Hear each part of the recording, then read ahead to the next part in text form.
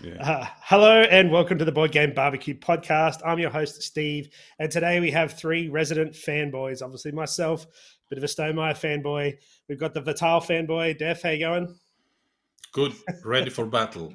Lovely shirt, by the way. Looks fantastic. Of course. And then we've got the Arkham fanboy down the bottom there. How you going, Conor? Ooh. Yeah, good. Thanks, boys. I know it's Spectre, Ghost. It's something scary. That's so it. This episode's going to be interesting. This is the first of 3 episodes that we're doing as a podcast, which will be our top 10 games of all time at the moment. So these certainly isn't a list we're etching in stone and sticking on our wall. This is very much We're not? possibly God, could be different down. next week. Take that down. I reckon this could be different next week, realistically, if we did it again. Easy. Yeah. So, but yeah, we're going to do us 3 tonight, and then over the course of the next couple of weeks, the other 6 members of the podcast will do theirs as well. And because that's such a huge thing, we're going to be talking about 30 games. We're going to skip the sizzling games this week, go straight into the top 10s. That'll also include our topic, and then we'll just do the bracket battle, which involves some of these games, and then the oaths at the other end. So let's get straight into it, guys. Before we start our top 10s, though, can you each give me a couple of honourable mentions, games that just missed out? Yeah, well, my honourable mentions range from games that came out really recently to games that we've played a long time as a family, and that's those. So those 3 are Marvel Champions, both Fantasy Flight. So really, obviously, big trading card fan, big Marvel fan myself. Azul and Imperial Settlers. So they're my 3 honourable mentions. Okay. Mine, I've got a couple. One is Etherfields, which I've been playing the hell out of the past few days, but it's too fresh to... It's been impressive. It hit me like a ton of bricks, but it's just too fresh to put it in a list like this. We'll see how it goes until next year. And there's 2 more. One is Pandemic Legacy Season 1, which has been one of the best gaming experience I've ever had, but it's a legacy game. You can't keep playing it. So I've left it out. And the last one, I have to apologize to Vitalis Serda because I've left Escape Plan out of the top 10. It didn't make it. And that was like a literally last minute call. So that's mine. So what you're saying is it's currently off your list, but by the time we get to your top 10, it might be back in. You never know. I've got all these boxes around me. I reckon I'd be pretty happy with any of these. So I might just start grabbing boxes at random as we go through the top 10. So I think it's safe to say for our listeners, if you have listened to us a lot, Def does a lot of the organisation stuff behind the scenes. So he's a very organised person. He sort of, runs his own business on the side as well as his normal job. But him selecting his top 10 has been the most disorganised I have ever seen him. Like, he is literally going, this one, that one. He's doing any, mini, miny, mo. Like, it's ridiculous. I expect him to have spreadsheets with colour gradients and all that type of stuff. None of that. Well, it's also worth mentioning that in the background today, I'm going to be updating a spreadsheet itself, which is actually from our barbecue pit members. Some of them are the 7 of them that I put it out to the barbecue pit yesterday and said, we're doing our top 10. So that's 30 games. So give us 15 games, and whoever has the most of those 15 included in this in these top 10s will win something. I don't know what I'm going to give them yet. Maybe I said it's going to be more than a high five and less than a beach house. So somewhere in that range. Could maybe just 2 high fives. I don't know. But what's interesting is some of those honorable mentions, I can already see the people listening going, there goes 3 of my games. I'm going to give an honorable mention to a game that I have played the hell out of in the last 48 hours. And I had already done my top 100 before I'd played it. So I had played it once before, but that was on digital, and that was Super Fantasy Brawl. Oh, yeah. I would almost certainly say it'd be in my top 50 next year, probably top 20, maybe even top 10. That's such a good game. So it's an honorable mention for me because I've only played it like 5 times. So I can't really put it into this class of game yet. But geez, I tell you, all the signs point to it being there in the future for sure. And the only other Very thing I well. mentioned is my number 11 was Tikenu, which I know is going to disappoint some people with their lists. Oh. So it was probably the most recent game as well, which is probably why it just missed out. So yeah, all right, are we ready to do this? Let's do it. Let's go. Number 10. All right, we might we'll change up the order a bit. So I'll start, and then we'll go. I'll start, then Conor will start number 9. Def will start number 8. And we'll just keep going around like that. So my number 10 game of all time today is Dice Throne. Yeah, cool. So Dice Throne was in my top 8. It was a bracket game, so it's just slightly slipped. But this game is so good. It's such an easy game to play with people. It's a great 1v1 game. Good, beautiful on the table. Lots of fun, lots of arguments. Just a great game. Yeah, Roxley Productions. So they are just kicking it absolutely out of the park at the moment. Really good job. It's been described as Battle Yahtzee, and people be like, "Oh, Yahtzee." Yeah, but it's fun Yahtzee. because it's Battle Yahtzee. That's right. Like you're actually playing against each other, but there's mitigation involved, so you can increase your dice rolls. There's card play as well, so it's not just I'm just chucking dice and seeing what I get. There's a bit of resource management for your different characters and where you place your tokens. And I've only played it a handful of times because we actually got it for my mum for her birthday, Steve, after you glowingly spoke about it so much. And she was like, "Oh, I love this. This is so good. This is exactly what I'm looking for." Great sort of bridging game that you've talked about, those types of games you've talked about in the past, Steph. And like it looks cool, and it's such a cool concept. Yeah, it does.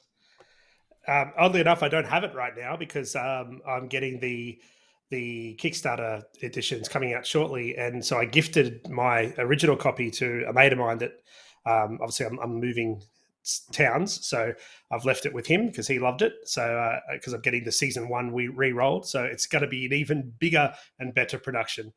And it's got asymmetric play powers, which we all know you love, Conor. Yep. So great. Love playing a game where it's similar but different, like because there's different engines or whatever. Yeah, I think I played as this.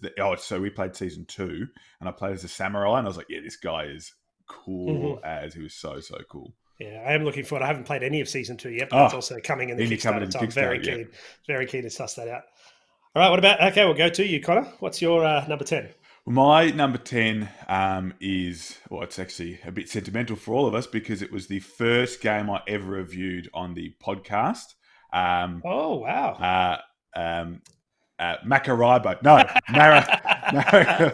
Maracaibo. It is an absolute treat to play. It is a fantastic Euro game where you're traveling around the Caribbean, trying to do whatever you want, really. You're going in a circuit.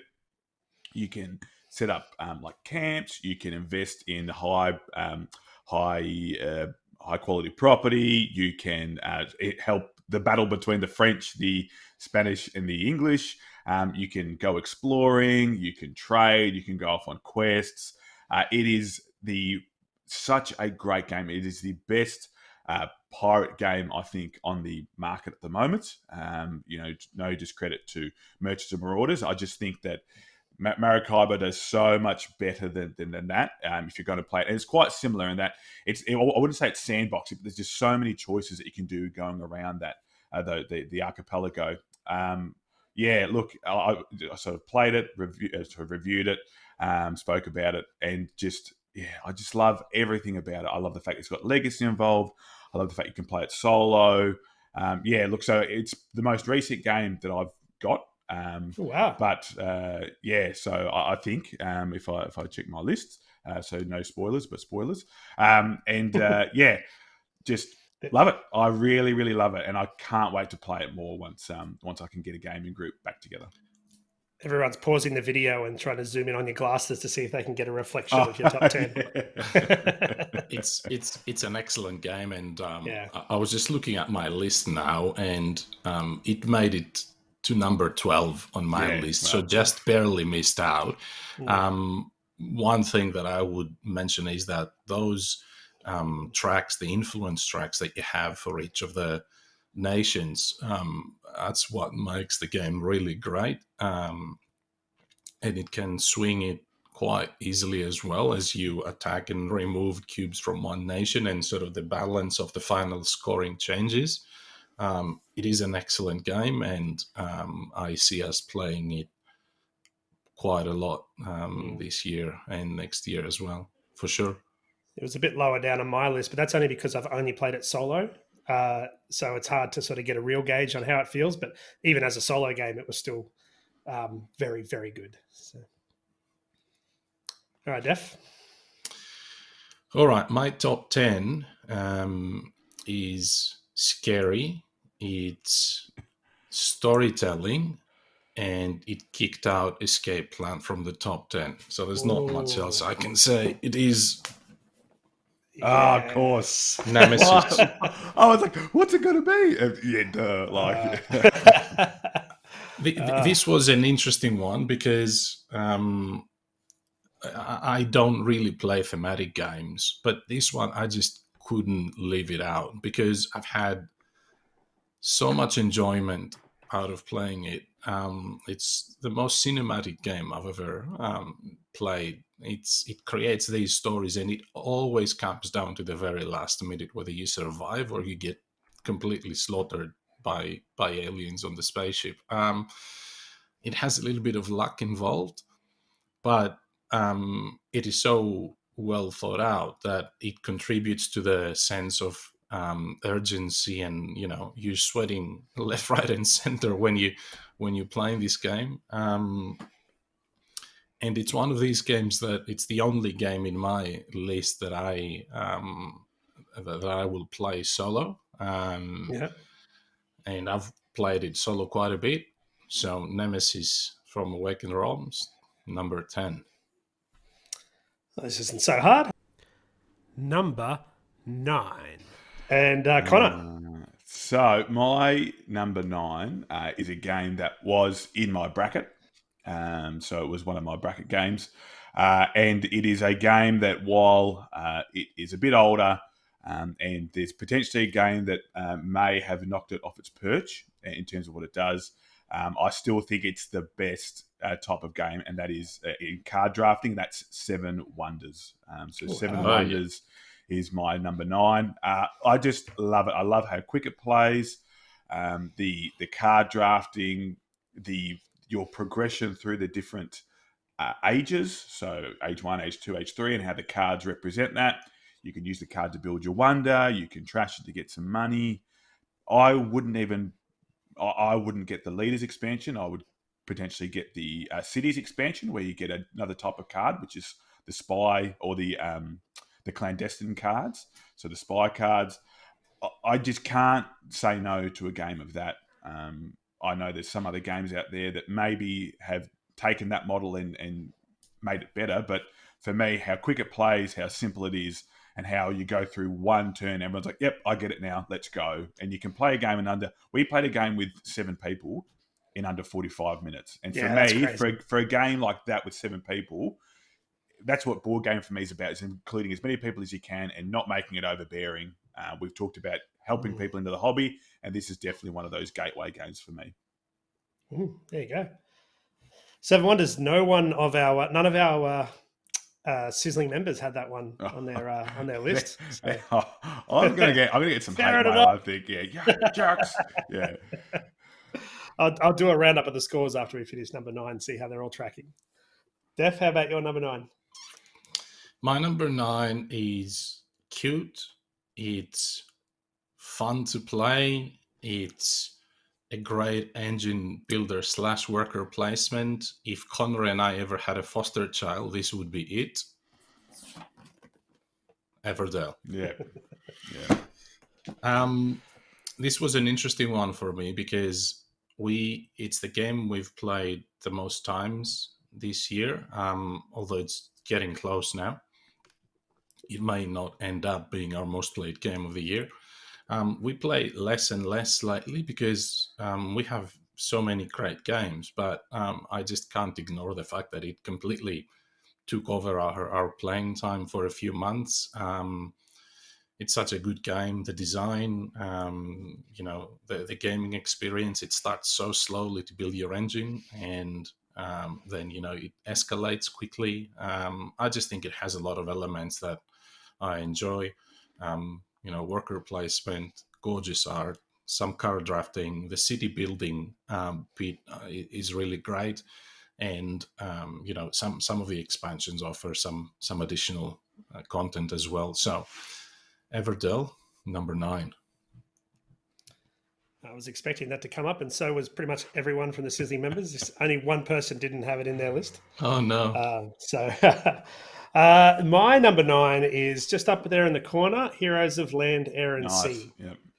This is a great game. It offers a lot of different, similar to what you said about Maracaibo. There's a lot of different ways you can go about this game. It's a 4X game, and achieving one of those X objectives ends the game. So it's not like you have to do everything. You can really focus in on a few different things. So how it works is each player has a capital city, and from there they send out their serfs and their warriors and their leaders out to fight in these battles, or control land, or explore other parts of the map and or whatever else. And throughout the course of the game, you can get like an airship, you can get an actual ship to move around the map a bit easier. You go exploring these spaces, and you flip over these little tokens, and depending on what they are, they can be positive or negative effects. They can be little wormholes that spit you out somewhere else on the map, or they can be, we call it the Hansel and Gretel house, which is like if you're controlling that at the end of the game, you get a couple of victory points. And then the battle is where this game just soars straight up. It's such a cool battle mechanic. So you've got 7 cards. Each player has the same 7 cards. And each card that you want to play costs a certain amount of resources to use. So let's say you've got like 3 warriors versus 2 warriors and a serf.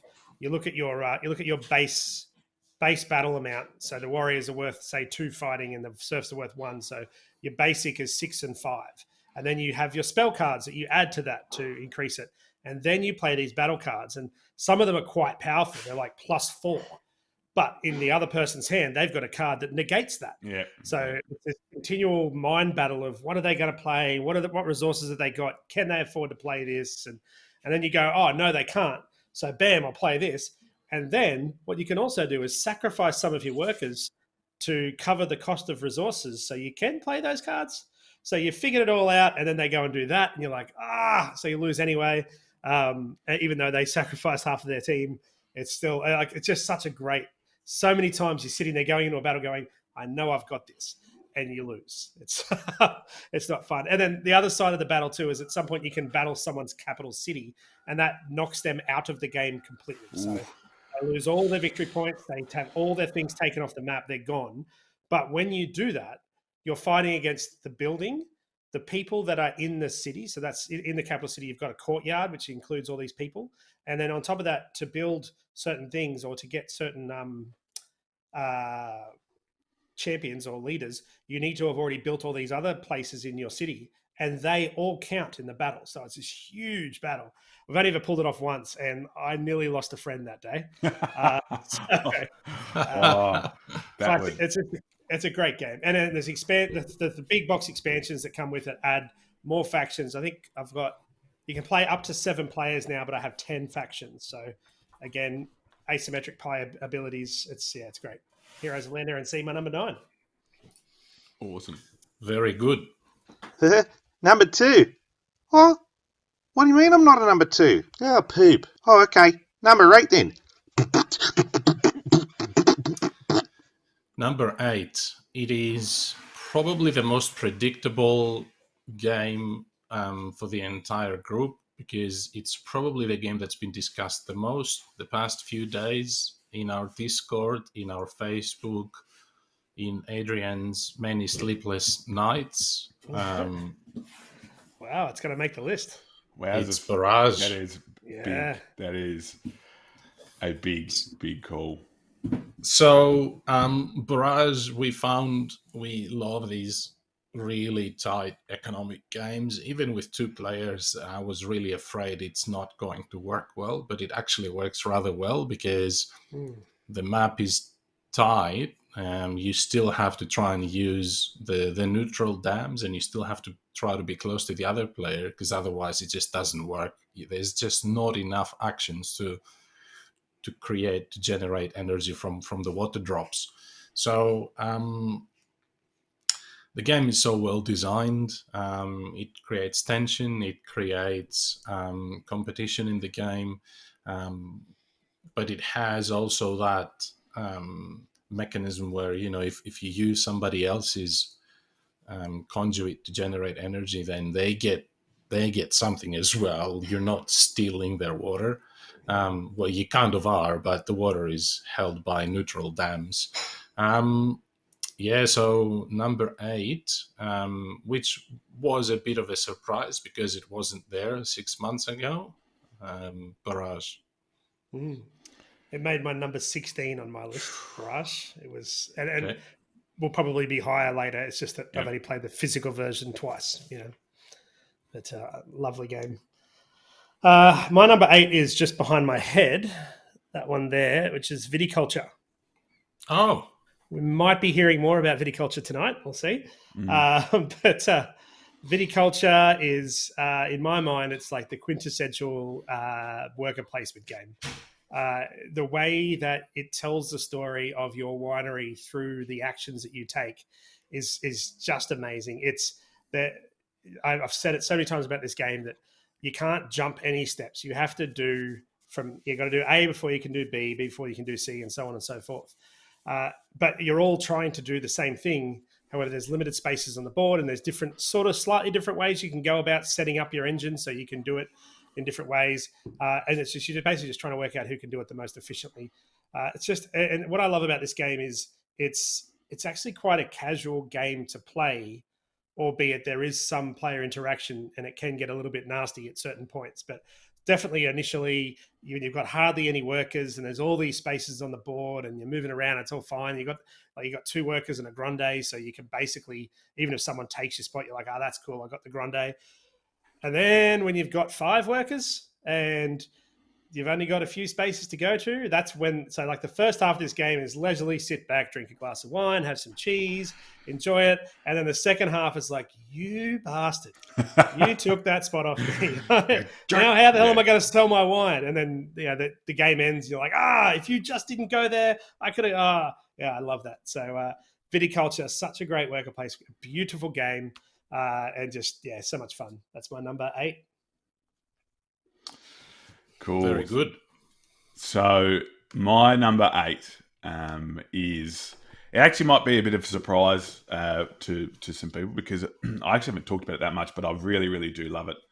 And that is the number 1 game on the BGG chart, and that is Gloom Haven. So wow, Gloom I Haven, did not expect that from you. I know, and it's and partly because we had that great sort of tit for tat, me and you, Steve, about how I just cracked on it the whole time. But like, not showing too much behind the curtain, but we do have a bit of a laugh when we do those things. So yeah, look, Gloom Haven, I don't know what I can say that hasn't been said before. It's just an incredible experience, how you just keep unlocking things and all that type of stuff. The card play itself is great, really thinky. It's got like a nice puzzly aspect to it that's involved in the combat. So yeah, like, sorry for all those people that didn't expect me to have it, but it's there. So that's fantastic. That's great. I think the system with the cards that it has is absolutely brilliant. And what sets it apart from all the other dungeon crawlers out there. Mm-hmm. I just don't enjoy dungeon crawlers enough for that. Yeah, it's fair enough. Now, I did say I would do an update after number 9, but I forgot. So we'll do an update on number 8, and it's made a big difference because those 3 games are on a lot of people's lists. So at the moment, on 4 points, we've got Thomas and Dave, and then everyone else is on 3 points, which is Draven, JDL, Zarkon, Bubba, and Stuart are all on 3. So it's pretty close. That's good. Good after 3 games. Yeah. Number 7. Now we move on to number 7, and this is unofficially the youngest game in my top 10. Officially, it's the second youngest, but you'll understand when I talk about it. It's a game I have talked a lot about on this podcast because I just fell in love with it straight away, and that is Smartphone Inc. Ah, yeah. Yes. Yeah, cool. It's great game. The reason I said it's unofficially the youngest is because it's only been available in Australia this year and only recently available in store. I did the Kickstarter. Before that, it was available, but you had to order it from Europe, and it was just impossible to get. Smartphone is this great economic management game where it doesn't. A lot of economic games bring a whole lot of heaviness, which make them a bit of a hard sell to a lot of people. This game does an economic game with a simple mechanic where you're basically just putting a tile on top of another tile. You're changing the value of the price you're going to sell your phones, and then depending on what people are after, they'll either buy your phones or they won't. So, for example, you might go to a country like, let's say you're in Australia, for example. In Australia, there might be a 3, 4, and 5 spot. And what that means is they'll only buy your phones off you if they're $3 or less, $5 or less, or $4 or less, right? But then they might have 4G. So if you've unlocked the 4G technology, they don't care how expensive your phone is. They're going to buy it because they want that technology. So you're trying to upgrade your techs while you're also trying to keep your prices at a competitive value. And the thing about this game is, if I said to you that it was a 5-round game and there was 8 phases per round, you'd probably go, wow, like 2.5, 3 hours. This is under an hour. The phases are super quick. You just move so fast. A lot of it's simultaneous play. I love this game, and it's best with a full player count. It's best at 5. But if you weren't like me, you didn't get the Kickstarter, you can buy the version 1.1, which has a second board in it, which is perfect for 2 to 3 player as well, because it's a much tighter, smaller board. Oh, okay. So, Smartphone Inc., a beautiful game. It's so well produced. The boards are like an inch thick because they're recessed game boards. So not actually player board. The whole board is recessed. It's magic. Smartphone Inc. could even go higher in future years, I feel. I remember I was standing in a game store and I had 2 games in my hand, and I was like, do I buy Game X or do I buy Smartphone Inc.? And I bought Game X, and I really enjoyed Game X. I won't say what it was, but I'm like, should have bought it. And look, I'll just have to go out and maybe ask for it for Christmas or something like that, because every time I see it, I'm just like, this looks like so much fun in a game that I would enjoy, my family would enjoy, my friends would enjoy. So, and you spoke so glowingly about it too, Steve. Yeah, because it's a great game. Number 7, can't go wrong. Okay, Connor. My number 7 may be the unofficial game of the board game barbecue, or the official game of the board game barbecue, and that is the Quacks of Quedlingberg. So, yeah. I safe to say it's probably going to appear on lots of our top 10s. It's just so great to play, so fun, so addictive. You play one game and you had one really bad round, like, I'm just going to play it again. I really want to play it again because I'm going to do something else. And then when you master, or you think you master all of the variant 1s, you flip them over and you try variant 2. And you've got the other side of the player board where you can move your droplet instead of across the bottom, instead of along around your cauldron. It's just so much fun. You get the geeked up bits. You pay what you paid for the game again with the geeked up bits, and it just makes it so much better. I took it home the other weekend when I could go see my family, and they hadn't played with the new bits yet, and they said, "Oh man, we thought you were so stupid when you said you spent this much money on these things, but we get it now. We get it." I was like, "Yeah, you get it." But yeah, just great. Once again, I don't know how much more I can say about it that has been said on the podcast before, but once again, along with Seven Wonders, Ebidell, and I think this, if you're going to start building a game collection, this needs to be one of the ones that you auto include. Yeah, great call. 100% agreed. It just missed my top 10, actually. Oh, I am very surprised with that. It's number 15. So wow. maybe losing perpetually has finally had an impact. It's taken its toll. Yeah. Worn you down. But I do think the Geek Up bit's underrated, because everyone's like, oh, you're just upgrading bits. It's like the best expansion to a game ever. It doesn't do anything other than just that feeling. So good. Everyone's just going nerds with too much money. Yeah, yep, 100%. Or no, not so much too much money, just don't know what to Poor spend. placement of money. Yeah. I don't need a car. I got these Quacks bits. All right, Def, number 7. All right. So number 7 is our favorite farming or, worker placement farming game. There's not much to say about this. One of the best designs out Wow, there. I thought that was coming. That's Clans awesome. of Caledonia. It's an excellent game. You represent one of the Scottish factions, and you basically place workers on the board to get resources and money, and then you create foods, and you build dairies and bakeries, and you create processed foods out of that, and you execute contracts, and you manipulate market. The price of the product goes up when more people buy it, so demand grows. The price of the product reduces when people sell. It has a little bit of everything. The biggest aspect of it is those highly asymmetrical powers the factions have. So when if you're first playing this game and you look at the player factions, you pick one of them and go, oh, this looks broken. If I take this faction, I will win the game, because it makes such a massive difference to the rules of the game.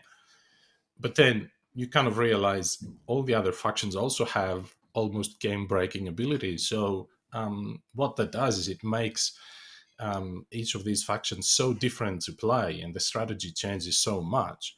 And it's just a great game for this amount of time, an hour and 10 minutes, an hour and 15 minutes that it takes, maybe an hour and a half.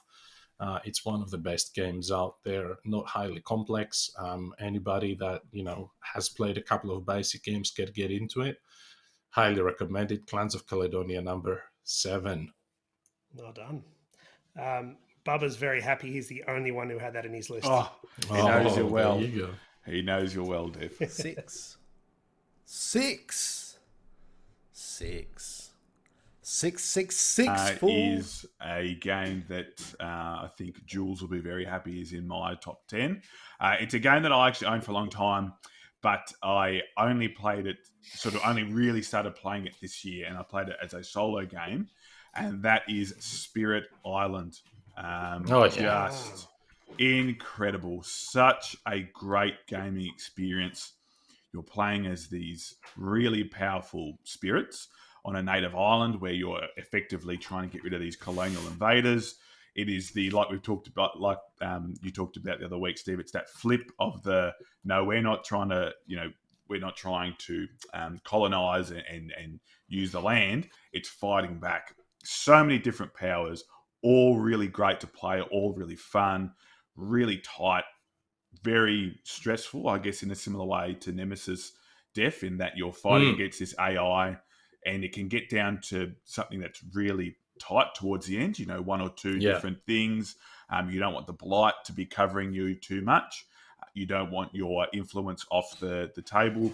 I know for me, if you've played it before and you didn't quite like it, please try it another 1 or 2 times, because I know I didn't get the rules right the first 1 or 2 times. And then once I did, geez, it became so much more enjoyable to the point where now I would happily get it out. And I actually have to keep it in my cupboard because if I get it out, that's all I'll play for like a week. I just can't.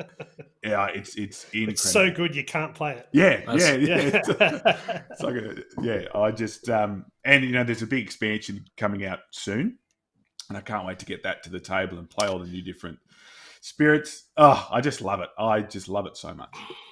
I have a confession to make. I bought Spirit Island and then I sold it.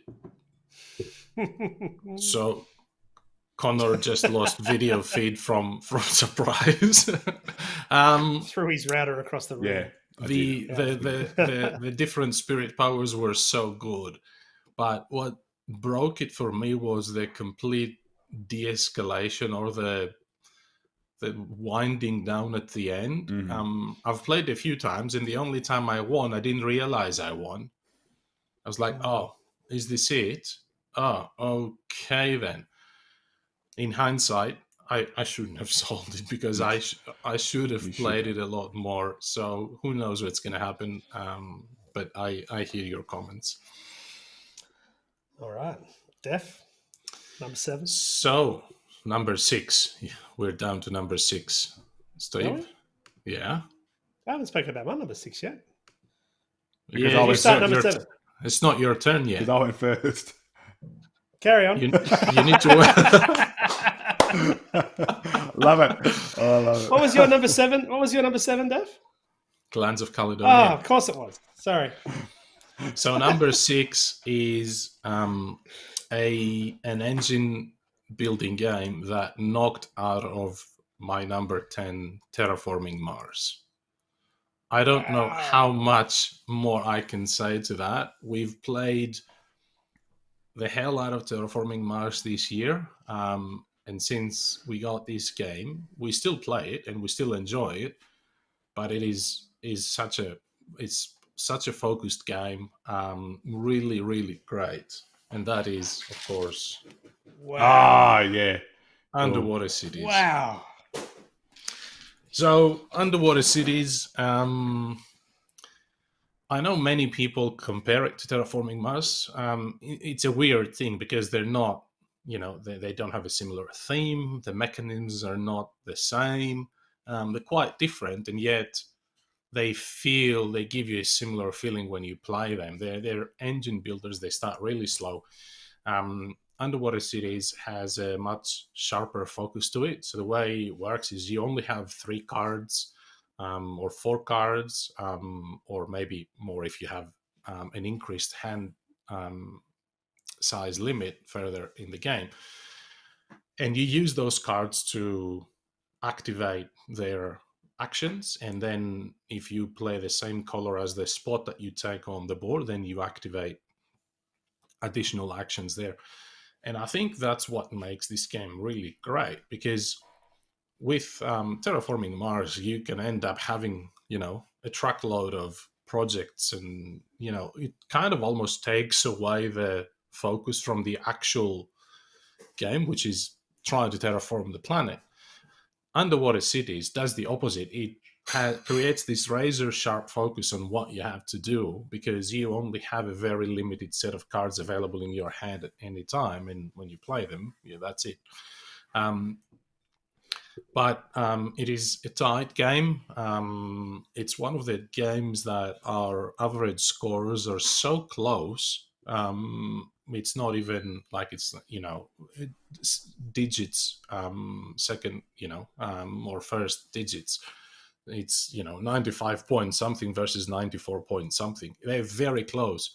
It's a very well balanced game, and probably one of the best engine building games out there. That's Underwater Cities number 6. I have a confession to make. I bought Underwater Cities and sold it. Oh no! It sounds very familiar. It does. Yeah, no, I bought it because I love Terraforming Mars, and I thought, oh well, everyone's comparing these 2 games, it must be good, and it just didn't grab me. So now I want to play it again, because I know you spoke highly of it before, but I kind of expected Terraforming Mars would have persevered, and Underwater City would have been left back on the shelf, but that's surprising. So yeah. And speaking of shelves, it is on my shelf still in shrink wrap, Def. So waiting. Yeah, waiting, just waiting. Well, waiting when we meet, we're gonna play it. Done. I may have another request like that from you later in the show as well, mind you. Of course, I'm expecting that. Go on, Steve. Number 6. My number 6. Yes. That's 6. Yes. This, I tell you what, this position has changed quite a lot in the last couple of days. Any one of my games from 3 to 6, there's not really much of an order. But this one, it is the most recent game on my list, and that is The Crew. Yep. So The Crew, Quest for Planet 9, is a game. It's my most played game of all time. Now, to put that in perspective, some games go for 30 seconds. So there's that. But I have 4 different games of this going on at the same time right now. So my main gaming group, we're up to like the mid 30s. My kids and I, we're into the low 20s. I was playing a game online with a couple of guys from our barbecue Discord group, and we're in the mid 20s as well. And then I've got another game with just my wife and two of my other gaming group people going as well. So it's at each one of them, although they are doing the same things, this game is so much about what's happening on the table with the limited communication and trying to work out what people are trying to tell you by the cards that they play. I grew up playing 500 as a kid, so this just reminds me of that, trying to communicate with your teammate through the cards that you play. I really appreciate it. And you have these moments where in our gaming group, our main game, it's in the mid 30s. There was another guy in our gaming group who's also played a lot of trick-taking games in his past. And so he and I are kind of like on this wavelength that the other two aren't. And then we're trying to make it obvious to the other two what we're talking about. And then sometimes they get it, sometimes they don't. But there was this one moment where I chose a card because you have these missions that you've got to achieve, and you take turns in choosing which one you're going to take. And I was choosing first, and I chose one and made it very obvious to everyone which one I was choosing because I was trying to tell them something. And he picked that up. And he was so happy that he picked it up that he sent me a text with what he thought I was trying to say. And I'm like, I'm not going to read your text until after the round. And he's like, yeah, that's cool. I just want to know that you know that I knew before. You know that I know that I know that you know. Yeah. That's it's so funny that trick taking is so big in so many places in the world. Yeah. This is, if it's not the first, it's the first real well-known cooperative trick taking game. So. And it really puts an interesting spin on it. And you really like, there's high five moments, and there's moments where you go, oh, there's no way we're going to get this out. And then you're like, on the last play, you're like, oh, it's going to fall. We're going to get this. And so good. The theme, sure. I think it was Draven in our barbecue who was saying, in our barbecue pit, was saying it's just space words. And we've taken that now. So now we just go, space words. All right, we need to do this. Yes. So good. Yeah. Look, yeah, it could have been as high up as number 3. It really could have. I love this game. It probably just the other games, the order is because you need a group to play over and over. Yep. That's probably why. But then again, I'd still happily grab it off the shelf. The 2-player variant I haven't used yet, but I haven't heard great things. So that's another thing that probably just pulls it down a little bit. Yeah. That's it. How awesome. In terms of communication, I've heard a couple of different. I haven't played it yet. I haven't played it yet. But how strict are you with your communication? Because I know some people are like, nah, nothing, no talking whatsoever. Yeah, no, we're like that. We'll talk about it if it's obvious. So if someone puts down like the 9 green and puts it down, like gives the information that it's their only green card, then we can say things like, oh well, that's Elliot's only green card. So we've got to try make him win with that or without that or whatever the case may be, because that's perfect information. We know that. But if there's anything that's implied, then it's just, you've got to let the cards do the talking. So yeah, that's cool. Number 5. It is. Number 5 is Viticulture, the game. It is, I'm sorry to say, Steve, the best wine game out there. I know you love Viticulture. I know you've played this game once, but you have to play it a few times, I think.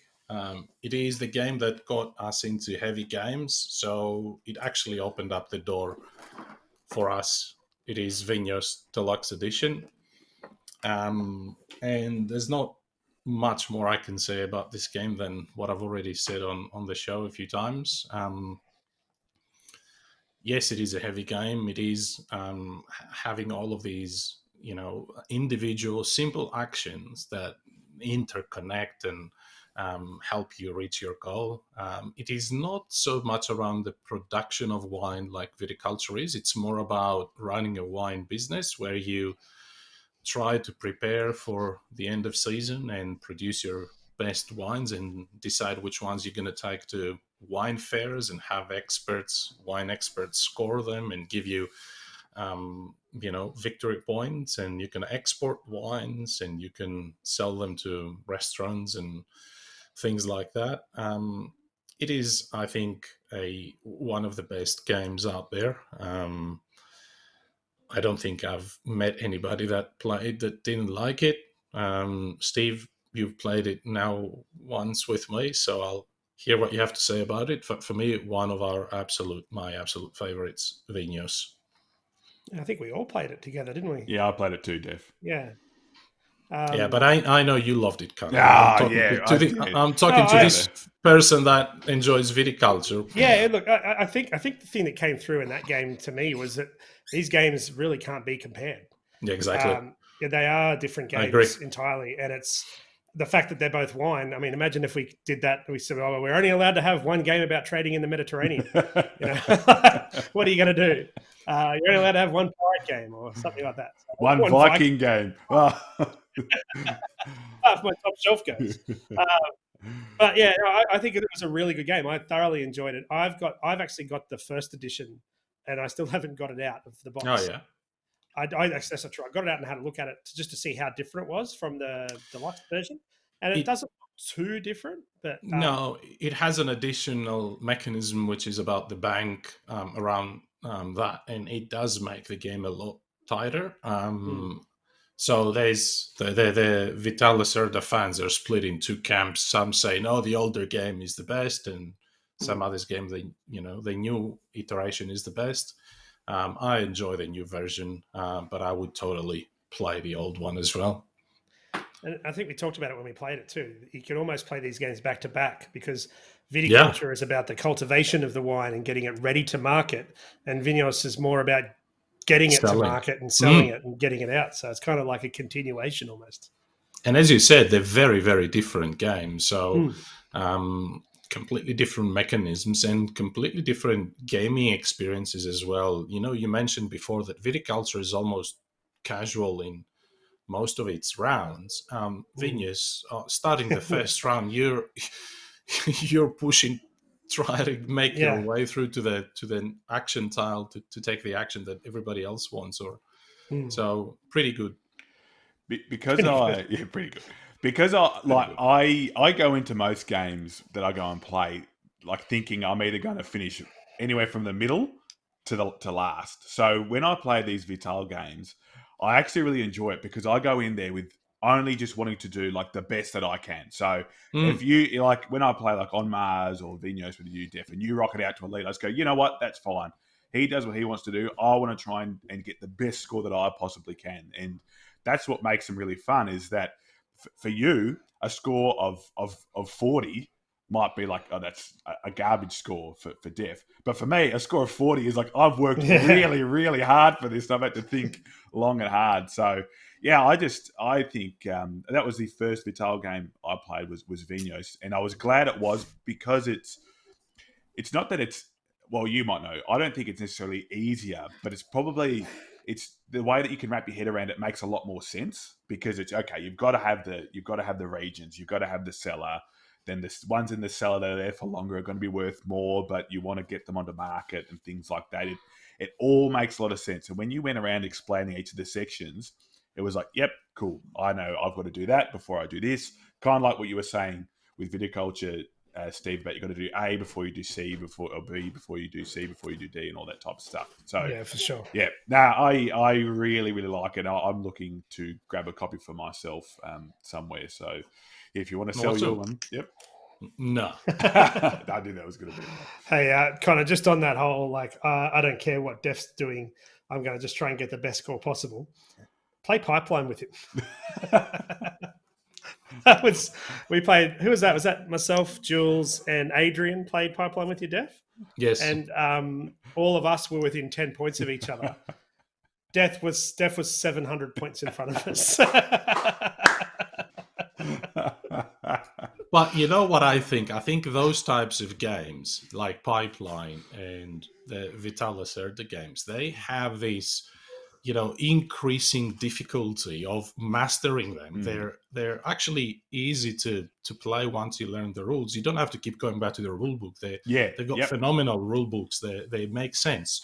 But they give you that additional satisfaction that every time you play them, you get something a little bit better. You get that additional efficiency, and you score just a little bit higher. And that is, it's not like you get random scores like in some other games. You try and get just a little bit better every game. And that's very satisfying.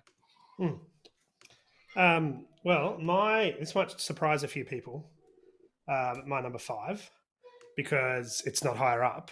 This would be either my 1 or 2 as far as game experiences go, which I had spent a lot of time deciding on whether I put game experience against best game of all time and what that means. And for this game, it fell a little bit because this isn't a game I can just pull out and play, and it's Gloom Haven. Yeah. So Okay. it's the game I've played, put so many hours into, and I have such a love for, and I genuinely have like passion for my character, and I'm interested in their story. Yeah, it's so good. It's such a great time. And what actually did it for me is I actually gave it away. So I been playing Gloom Haven with my gaming group here in Cloncurry for the last year. Wait, hang on. Hold your horses. You gave Gloom Haven away. Yeah, there's a reason, which I'm getting to. Stop the show. Stop the count. Cut him. Well, the reason I did was because we have played, from what we can figure out, we played about 2/3 of this game together, the 4 of us, and it didn't make sense for me to take that box with me to Brisbane, because it's not like I can just go, hey Adrian, come around and pick up Gloom Haven where we've left off, So it would mean if I wanted to finish that game, I'd be playing 4 characters to finish that game, or retiring 2 of them and playing with 2 characters, whatever else. Where if I leave it with my gaming group, they can continue the story on. They've only either got to A, pick up my character, or B, retire my character, and they can continue the story on. So I've given it to them for them to finish the game without me. So that was quite a sad moment, and it was quite an emotional moment, to be fair. But that's that big hole there with "Don't Get God" in it. That's the Gloom Haven hole. It will be filled with Frosthaven eventually, and you can see Jaws of the Lions just there. But yeah, that's a perfect example of why it's not higher up on my list, because it's not a game you can just grab off the shelf and play with someone. That you need a dedicated group, a dedicated space, and enough time to give it what it deserves. So as far as experiences go, it's probably number 1 or 2. Well, it is number 1 or 2, but best games of all time, it sits at number 5 for me. Very good. And that ties into what you were saying when you were talking about Pandemic Legacy, Def, is that it's, Gloomhaven's a bit different in that the amount of playability you get is far greater than the legacy games, like the Pandemic Legacies, the Machikora Legacies and stuff like that. But, there is that certain thing of, I need to play it with the same people. You can't just get it out and play. Like, I know I've had friends say, hey, let's play that Gloomhaven game that you like so much. So, well, I can't really just play it with you because I need to play it with my partner because she's currently character. And they go, oh, okay. Like they don't quite get it. And that's fine. Like, that's something that you've got to learn. But then you go, well, I've got Jaws of the Lion. Do you want to play that with me instead? Which, maybe Jaws of the Lion will become the new number 1 game because it is so accessible. But that's a conversation for another time. Yeah, just for the record, Jaws of the Lion was number 19 on my list, and when I did my 30 to 11 list for the patrons, I actually said that the reason it's 19 is because I don't consider it its own game, like outright game. Right. It's kind of like Gloomhaven Light, spin-off. Yeah, but definitely, if there was no such thing as Gloomhaven, I think Jaws of the Lion would be my top 10 for sure. All right, Connor, you still got number 5 to go, don't you? I've lost track. Number 5 for me is a game that's already been talked about in this episode, and that is mine and Def's now official foster child, and that is Ebidell. Yes. Yeah. Once again, what more needs to be said? It is a classic in the Divine household now. I think it is a favourite amongst many of the Board Game Barbecue members and our Sizzling members and parts of our Facebook community and Discord community. Just like what you said, Def, the artwork draws you in. You can't play it. You can't have it on the table and people not walk past and go, what is that? Like, I think that is such a great aspect of the game that it draws people in. You start building that world, and you talked about how tight it was at the beginning, Def. And I did a little bit of a reflection the other day about why is it so, aside from the fact that it, I guess, improves the gameplay, but why is it so tight in the beginning? And that's because thematically, you are building your own city. So you're only going to have limited resources at the beginning. You're only going to have limited workers at the beginning. So that aspect, while some people might find frustrating, it's fair enough, it's thematic, because you're not going to have a big booming city. You're going to have, a couple of dedicated workers, and as you go on, you get more prosperous. You might go venture off to Spirecrest and send adventures off to Spirecrest. You might go send your frog ambassador off to the river, to Pearlbrook, or you might just hire some platypus pirates like we all want to do and set sail into each other's ports. Of course. Not much to say. Yeah, I quite like this game. I'm getting a lot of shtick because I gave it a hard time on episode 50, but I do really like it. I guess my theory is I don't consider it the best of the best, but I do think it's the fact that it's so accessible means that it's going to stay in people's minds for a very long time, and it's going to get a lot of table time for sure. And me and you talked about in that episode. It's not the best worker placement. It's not the best tableau builder. It's not the best resource manager. But the way it intermingles all those things into one and creates such a engaging experience. And I know there's members of our own podcast that say, "Well, it's not as good as this. It's not as good as that."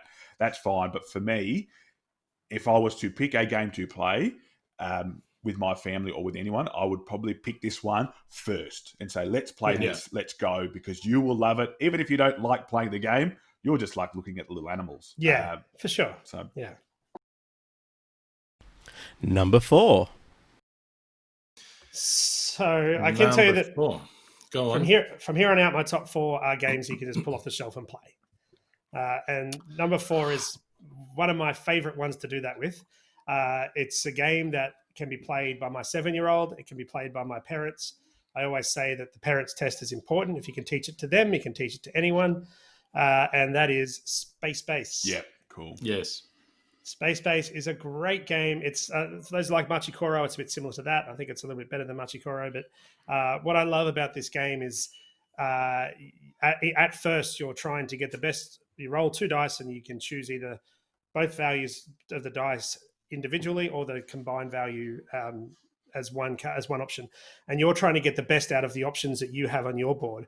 But slowly but surely, what you're trying to do is actually have that flip. So you're looking forward to the other people rolling more than yourself, which means you're engaged in this game 100% of the time, which is something that a lot of games try. And you spoke about Seven Wonders before, Connor.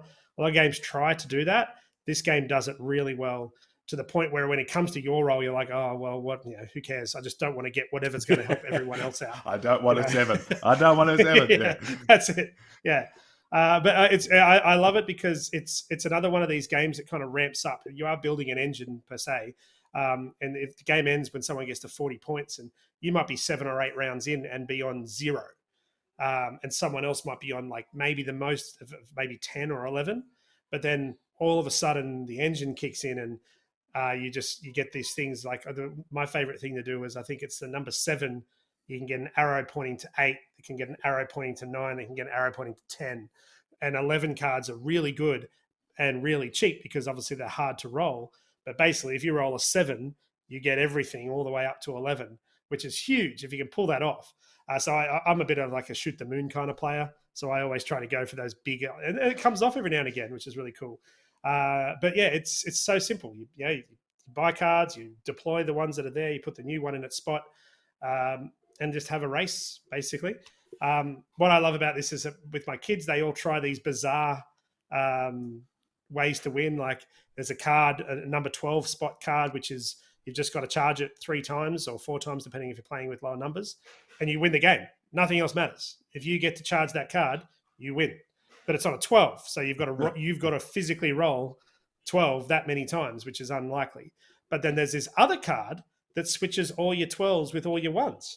So if you can get those 2 cards combined, then that's a really easy thing to achieve all of a sudden. So one of my sons always goes for that strategy, and he hasn't won yet. But no, that's not true. We've had one game win with the you win now card. So it's just a really fun game. And I think that's probably, and it is the last one of my list that I would consider just an out and out fun game. Mm-hmm.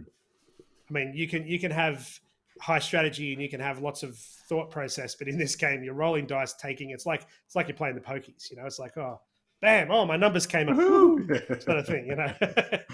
A lot of fun. Space base, check it out. It's a great game. It is great, and it does get compared to Machikoro a lot. I think it is much better than Machikoro because of what you said, Steve, and the fact that you can deploy your cards, so they have one use and then you can deploy them, meaning that you then that becomes the community role after that. So once they're deployed, it becomes the community role, and then whatever someone rolls, and it's so fun. And I played a game with there's a fourth person, I can't remember. It was myself, Thomas, and JB, and everyone was just giving each other a hard time, saying, "Why did you roll that?" You obviously have no control over what you roll, but it's like, why did you roll that? Like we know not to roll 8 for Thomas. Like we've talked about this. You don't do it. And it just, it is a lot of fun, and it's, I guess for accessibility, it's dice rolling. Like who doesn't know how to roll a dice?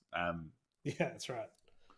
I speaking of which, I played a game of this at Adrian's house, and MJ, Adrian's partner, had a card that allowed her to set a die value, so she didn't have to roll. She could just put the die value down, and she had this plan on her mind what she wanted to do. So she had it charged twice, so she could set both dice.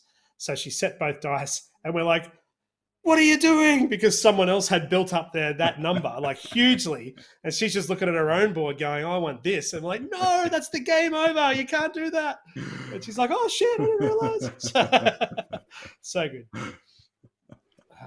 All right, your number 4, Mr. Devine. My number 4 is potentially my most played game ever. So similar to with you with Die Crew, and that is Gunshot Clever. So number 4 is the absolutely quintessential roll and write game, the game that I reckon started this roll and write craze. So simple, so easy to play. Once again, another game you can get off the shelf, explain it, and sort of let people learn it as they go. And part of the fun is learning from your mistakes. And I talked about it with another friend, and it's funny. You roll the dice, you pick one up, you put it on the dish, and you know fully well that was the worst choice to make, and that's part of the fun. It's going, nope, there was 4 other choices out there that were way better than that, but I picked the worst one. And and when you play it, I started playing it a lot on the app because I got it when it was in the middle of the Victorian isolation time, and so I was playing it on the app. And then when I got to take it to play it with other people, I realised that actually taking a dice that might be best for you puts other dice on the dish that benefit your opponent so much more. So there's that solo play where it's just race to the top, see how many points you can get. And then when you play it with other people, it's like, well, yeah, this might give me the most points, but it's also going to give them the most points. So our thing is you just always leave the orange dice on the dish because the orange dice you can take and play at any time. But then with the multiple bonuses at the end of the game, you don't want to leave your orange as like 1 or 2 because then you're only going to get like 6 points if you get the 3 foxes. So yeah, really great. If you're going to super cheap, super replayable. There's obviously then the different. There's 2 more variants out there now, but I would say go for Gunshot Clever. That's pretty clever, and just fantastic. I'm really interested to play this one with other people because I've only ever played the app. And you're right, you don't care about what dice you don't use. So that'd be interesting to play it that way. I haven't played either of these 2 games, and Space Base was recommended to us at some point. I haven't tried it yet, but I'm pretty keen to try both of them now that you guys have talked about them. My number 4, however, could not possibly be further away from these 2 games. It could not possibly be further. This game is epic. It will throw you into forgetting what you've been doing for the last week. It is epic. It is awesome. It is longer than the Inca Trail in Peru. It is simply the best Civilization game out there. Through the ages, a new story of civilization. It goes on for many hours. Usually our games take between 3 and 3.5 hours, but they can take quite longer than that. Some people seem to achieve under 3 hours. I think that's mathematically impossible. But it's not. I know the game is considered, long and really heavy, but it's actually not, as complex as some of the other games that I've played before. It's just really, really long, and you build this engine of creating your, mines and your farms, and they start creating food and resources to build up buildings, and the interesting thing about the game is you choose which way you want to steer your civilization towards. You can decide to go for, libraries and universities, or you can direct it towards religion, or, have a totalitarian regime, and or you can go towards military.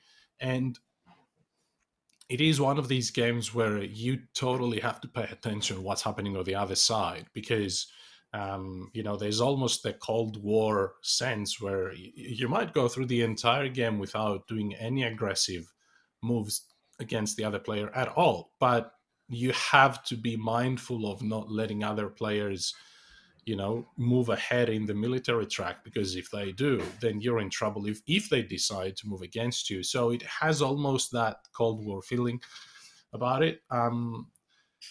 There's not much I can say on top of that. I mean, Through the Ages is one of the best games out there. I think it's by far the best Civilization game, and it's my number 4.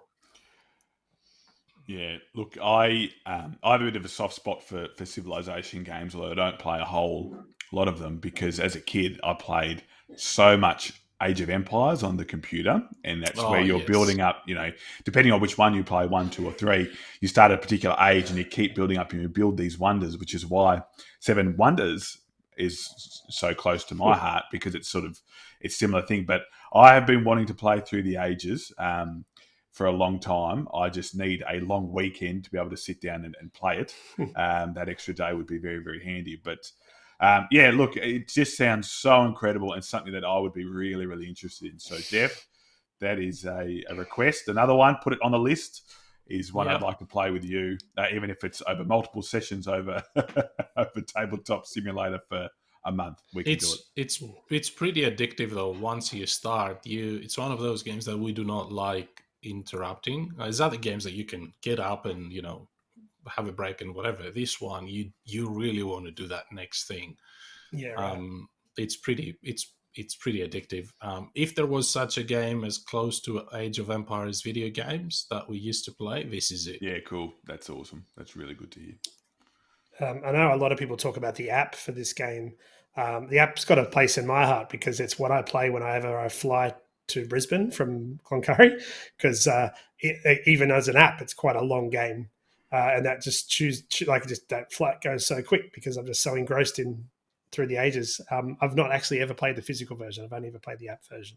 I've heard that the app is one of, if not the best translation of a board game into the digital world. I haven't tried it. I simply don't want to mess with the physical experience on the table. So, but yes, I've heard it is quite awesome. Has a fantastic tutorial too. So even teaching the game, if you could get someone to play the app beforehand, I reckon that'd go a long way to doing it. There you go, Conor. Heard hint, that. hint. Yep. Don't worry, I'll get my iPad in a second and load it up. Now, before we throw to Conor for our top 3, I'm just going to give a quick update of the barbecue pit scoring. So, what have we got? We've got an out-and-out leader with 8, and that's Bubba. Ooh. So with 9 games to go, he's not looking too bad. And then we've got Thomas and Stuart on 7. Stuart will be happy with that. He'll be thrilled that he's up there with Thomas. Up there with a chance. And then Zarkon, Dave, and Draven are on 6, and JDL unfortunately is on 5. But with 9 games left, there's any chance if he race up that chart. If he knows us really well, he could get all of them. Look, I know he's got a few just by looking at the list. So All right, so let's get into it then. Connor, top. Number 3. So today, as of today, Look, this one is really off the wall. So I do apologise. If anyone has this in their top 15, you're either going through my mail or you can read my mind, and that is Warhammer 40,000. Yeah. Oh, wow. So I wasn't expecting I know. that. That's fantastic. I could not put a bracket busted. I could not put a top 10 together without talking about one of the games that really got me into board gaming and tabletop gaming, and that is Warhammer 40,000. So for those of you who don't really follow miniatures, Warhammer 40,000 is one of two of the biggest miniatures franchises in the world, and has been for the last 30 years, if not more, close to 40. It's set in a futuristic world which is totally removed from what we live in today. It's purely based on war and battle. You build your miniatures and then you fight each other on a battlefield where you build your own terrain, build your own terrain. You paint the miniatures. It's like a hobby within a hobby within a hobby, with the painting and then the army building. It's probably the most complex game I'll ever play, and that's not to say that. And it's only because there's just so many rules to the point where it's ridiculous. But the amount of fun that I have had playing Warhammer 40,000, Warhammer itself, I couldn't make this list. I don't play it nearly as much as I used to. That's because I've sort of, I played a lot with my brothers, and they have grown up. Yeah, shush.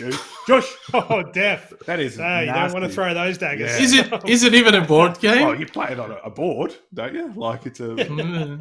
I guess. Hey, so. Def, it's not your top 15 that you're worried about busting. So don't get your undies in a knot. Look, for those of you who don't know what I'm talking about, probably best that don't try and invest in it, because you'll just waste all your money. For those of you who do know what I'm talking about, you know what a great experience it is. Whether you buy the miniatures to just paint them, to build them, and then battling's a side thing, whether you just have a whole army of grey figures and you just go romp all over all the other armies.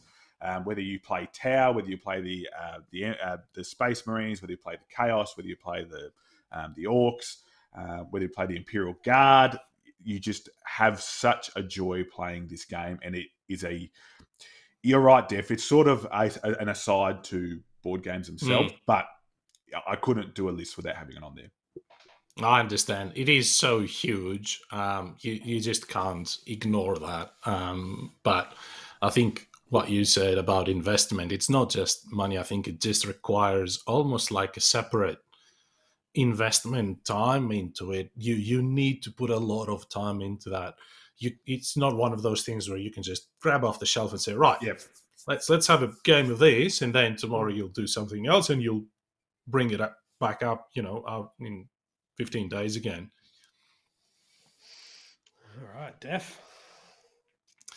So my number 3, how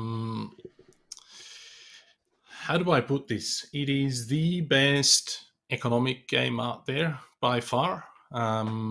Really looking forward to spending more time with Pipeline next year and see how it fares up against this beast. It is tight. It is beautiful. It is an absolute delight to play. It is, of course, a game that belongs in the top 10. It is Brass Birmingham. Yeah. So those of you that haven't played Brass Birmingham, stop listening to the show right now and go play it or go buy it if you don't have it. It's not an easy game to play.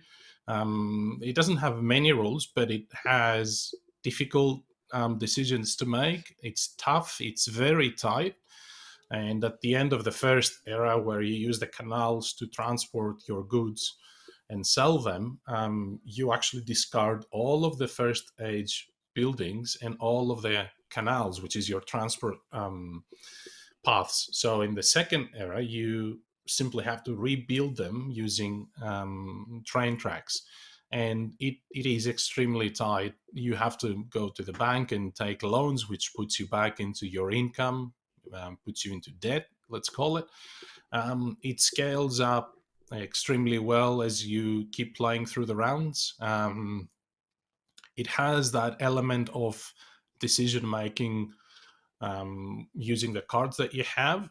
There's no luck in this game really, even though there's a card drafting mechanism. But in reality, you can use your cards to your benefit or to your demise, depending on how good your decisions are.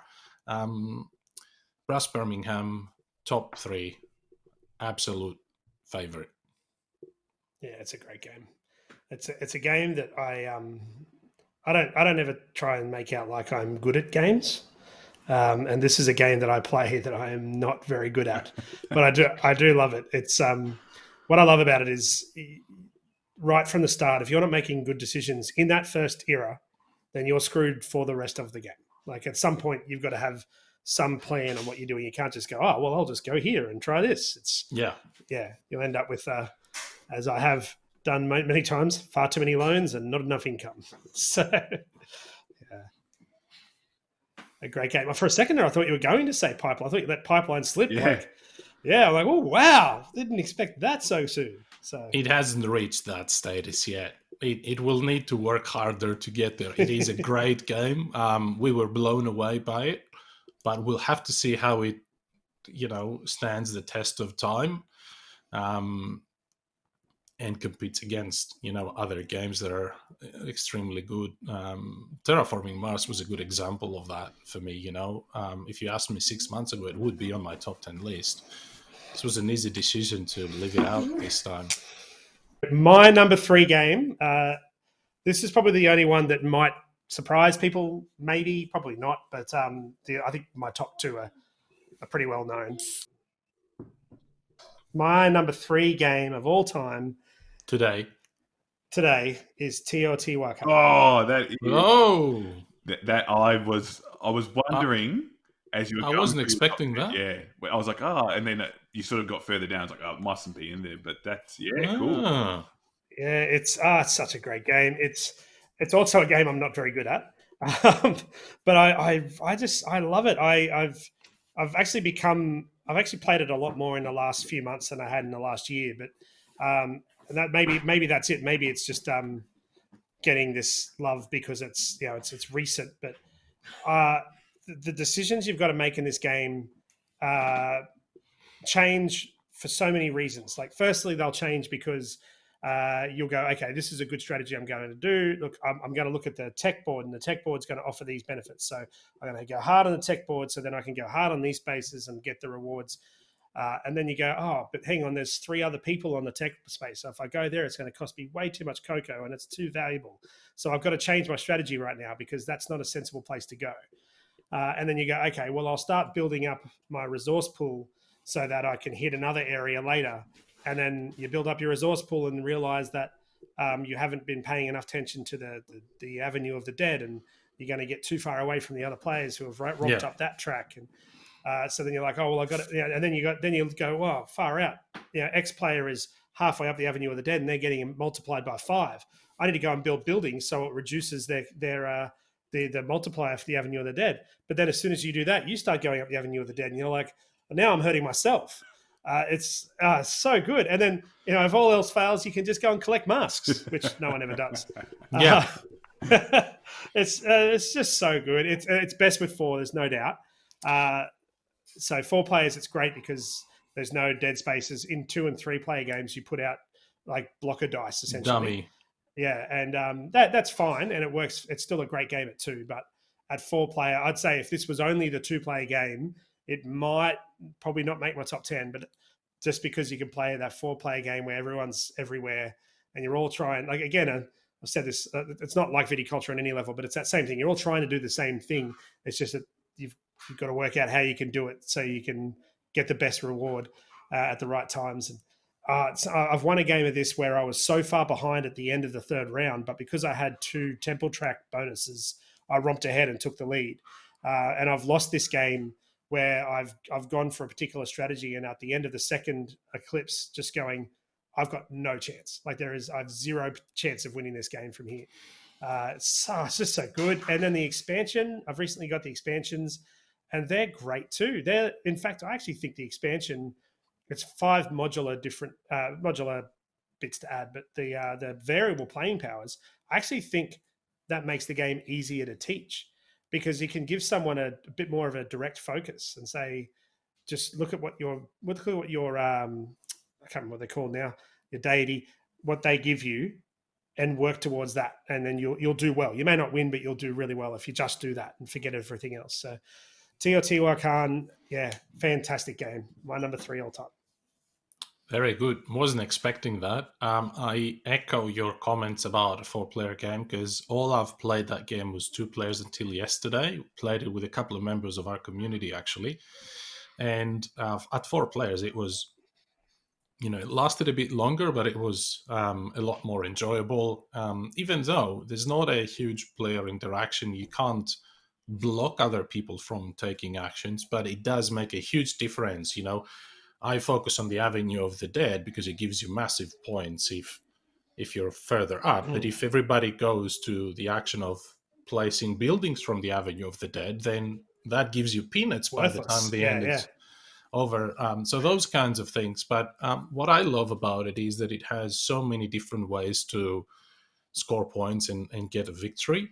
Even if you miss out on one of these, you don't place enough pyramid tiles, that's going to make your life hard, but you can still find other ways to score points. And the masks are an interesting one, because if you collect enough of them early on, they give you massive advantages, massive points over time. Yeah, great game. Wasn't expecting it. Number 3. There we go. I guarantee it's exactly what you expect for number 2 and 1. All right. So who are we up to? Conor, have you done your number 3? I did do my number 3. Yeah, you did. You did number 3. So, all right. Number 2. My number 2 is, it's one of my absolute favorite games. I don't see it ever being removed from this list. It would be number 1, but the number 1 is a game you simply cannot compete with. So number 2, in my view, from the games that I've played, Viticulture's best game, On Mars. And I know people get intimidated, by the complexity and the heavy rating it has on BGG. I was as well, until I played Venus, Conor, and I went, hang on, that wasn't so hard. It kind of fell into place really quickly. And then it's like, right, I really like this Mars theme. I'm going to try it.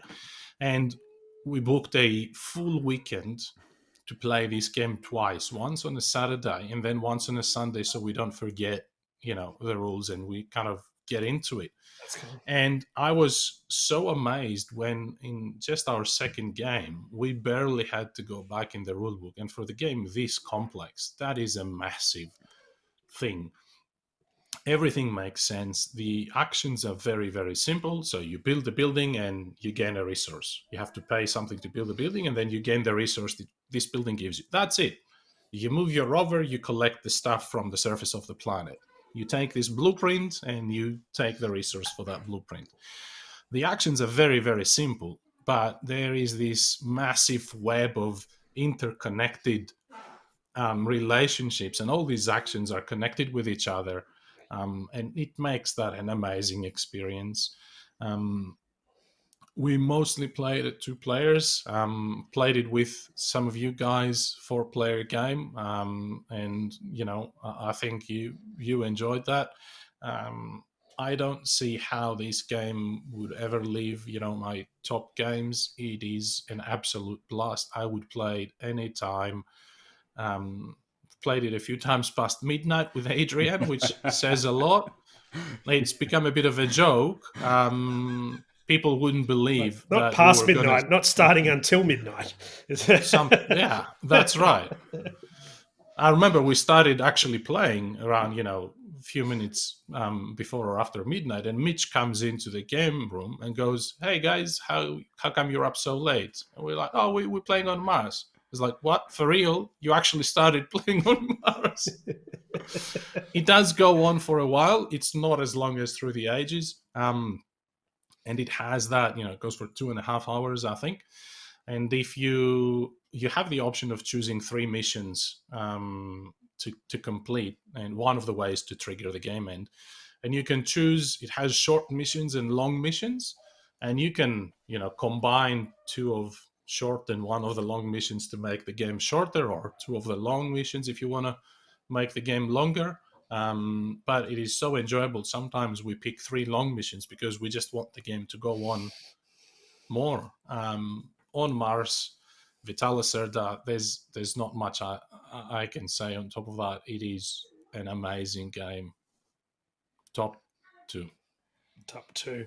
Yeah, I really enjoyed it. I played it with Sarah. She taught me how to play, and I actually found it not as difficult as I expected it to be.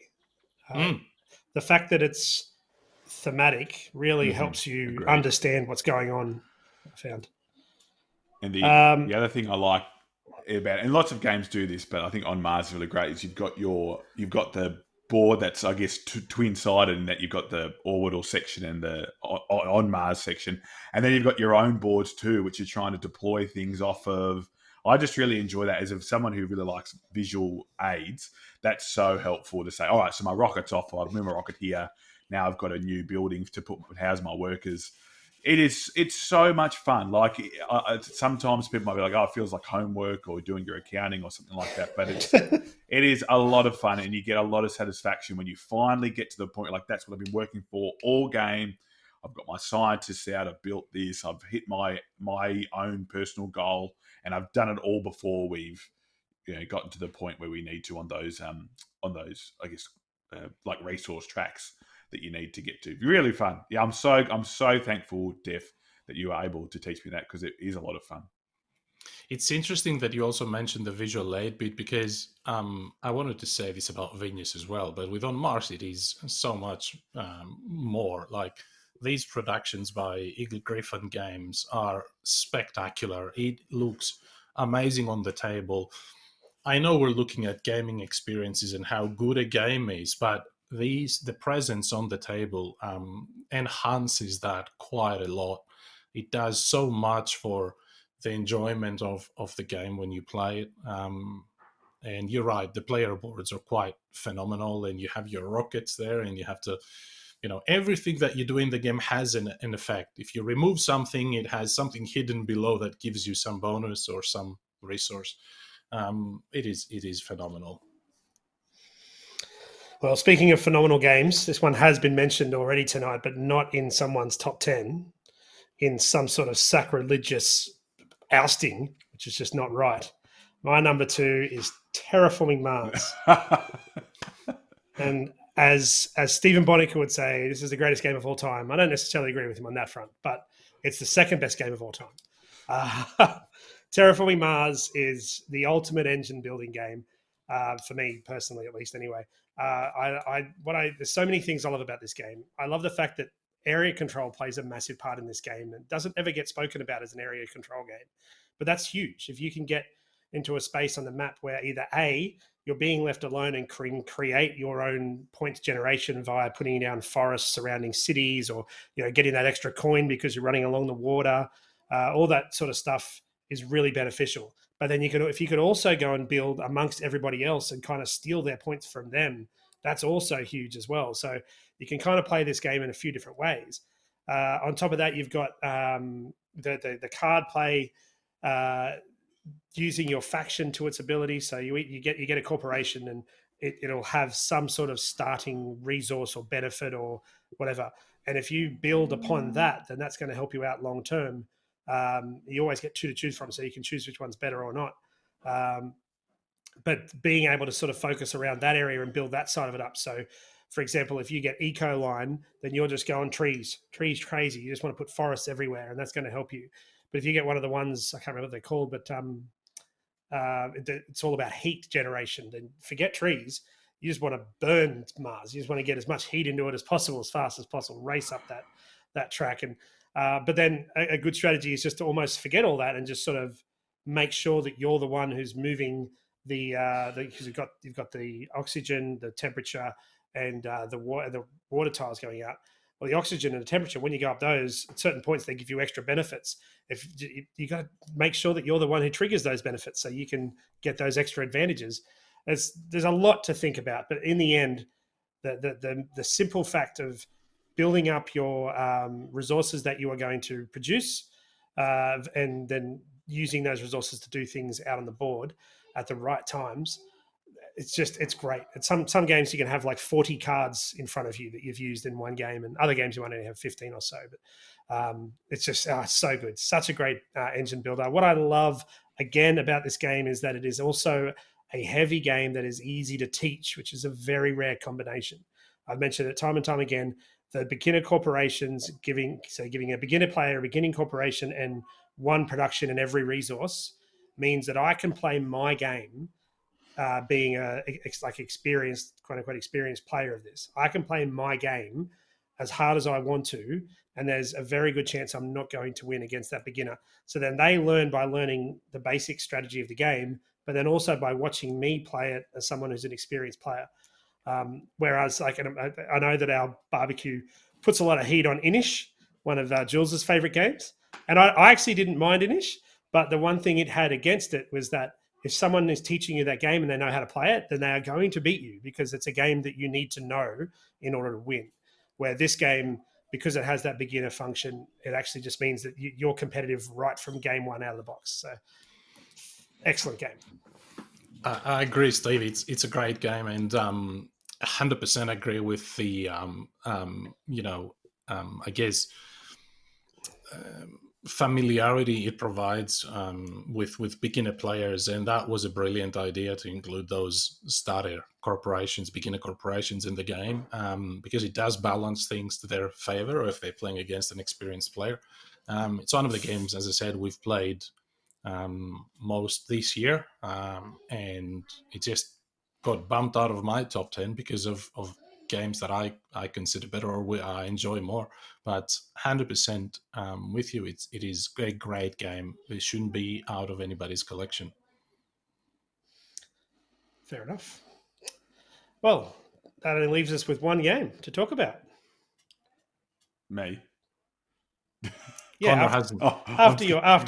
Yeah, like as in your second game. Sorry. You saved it. Good Sounded save. bad. Good save. That sounded bad. What I mean is it's Conor, number 2. Sorry. Well, it's interesting that you talked about Terraforming Mars, Steve, as your number 2, because my number 2 game is the game that was unceremoniously ousted from the board game bracket by, and that is none other than Leader Games' masterpiece of war, and that is Root.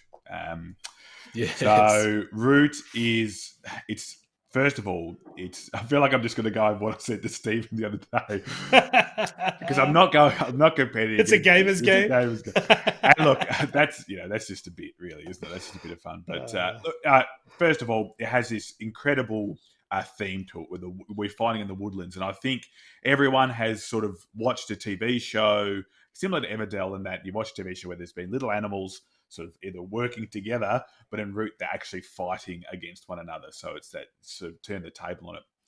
The other big draw so the art is incredible. The production is incredible. These wooden meeples that have the little animals on them. So whether it's the Eerie Dynasty, the Marquis de Cat, the Woodland Alliance, or the Little Vagabond as well. And if you get you can get the extra Vagabond packs. So instead of it just being a raccoon, it's all the little other vagabonds that you can be. Each of them has a variable player power, and we've talked about variable player powers before. This is literally a different way that you play the game. So it's virtually you're playing 4 different games at once, and we've talked about it at length on the show, saying how it's for some people they might not like that because they're not doing what other people are doing, so they can't learn off of it. But I would say that what the best way to learn this is to grab one other person, play the two factions. So the Marquis de Cat and Eerie Dynasty, swap, and then include another person in, and then you go play a third one, and then just slowly add them in like that. That's what we do with my family. Myself and my brother have played it the most. So if we want to be a new faction, we just go and pick the newer factions as well. So he played as the Corvid Dynasty, which the Corvid the Corvid. I can't remember what their second name is, but they get the Crows, so they're quite sneaky and underhanded. I've played as all of them, bar the Duchy, so Underground Duchy, which is the mole. So I'm looking forward to playing that next time. Look, I could talk about this game for days. It is simple. It's a war game, but it's also a card game at the same time because you're putting lots of emphasis on these cards that you use in order to build your different buildings. You've got to be playing cards that have to match the clearings. So there's fox, mouse, and rabbit clearings, and they've got to match them. But each of those factions use the cards in different ways. It's just a dream. I just love it so much. I totally get where people come from saying it's difficult, but once you invest some time into it, and you understand how the processes work, and you can understand how other players have a win condition, then you can start planning against that. And my favorite is so the Woodland Alliance is my favorite because you can, if you're coming third, you can just go total scorched earth and just ruin everyone else's. You mightn't win, but you can just pick one player and ruin their game. So that's why I thought that's why Jules would really enjoy it. Because you can do that. You can just pick one player. You should give him the Woodland Alliance next time. Yeah. Well, that's my favourite, so I'm not giving it up. But yeah. Well, we've spoken about this. Jules secretly likes the game. He just doesn't want to admit it. That's right. He just doesn't like me. That's the problem. Sorry. Oh yeah, that too. Yeah, I didn't want to say that. I love this game. It's not higher on my list simply because I haven't had the chance to play it with other people. I've only played it solo.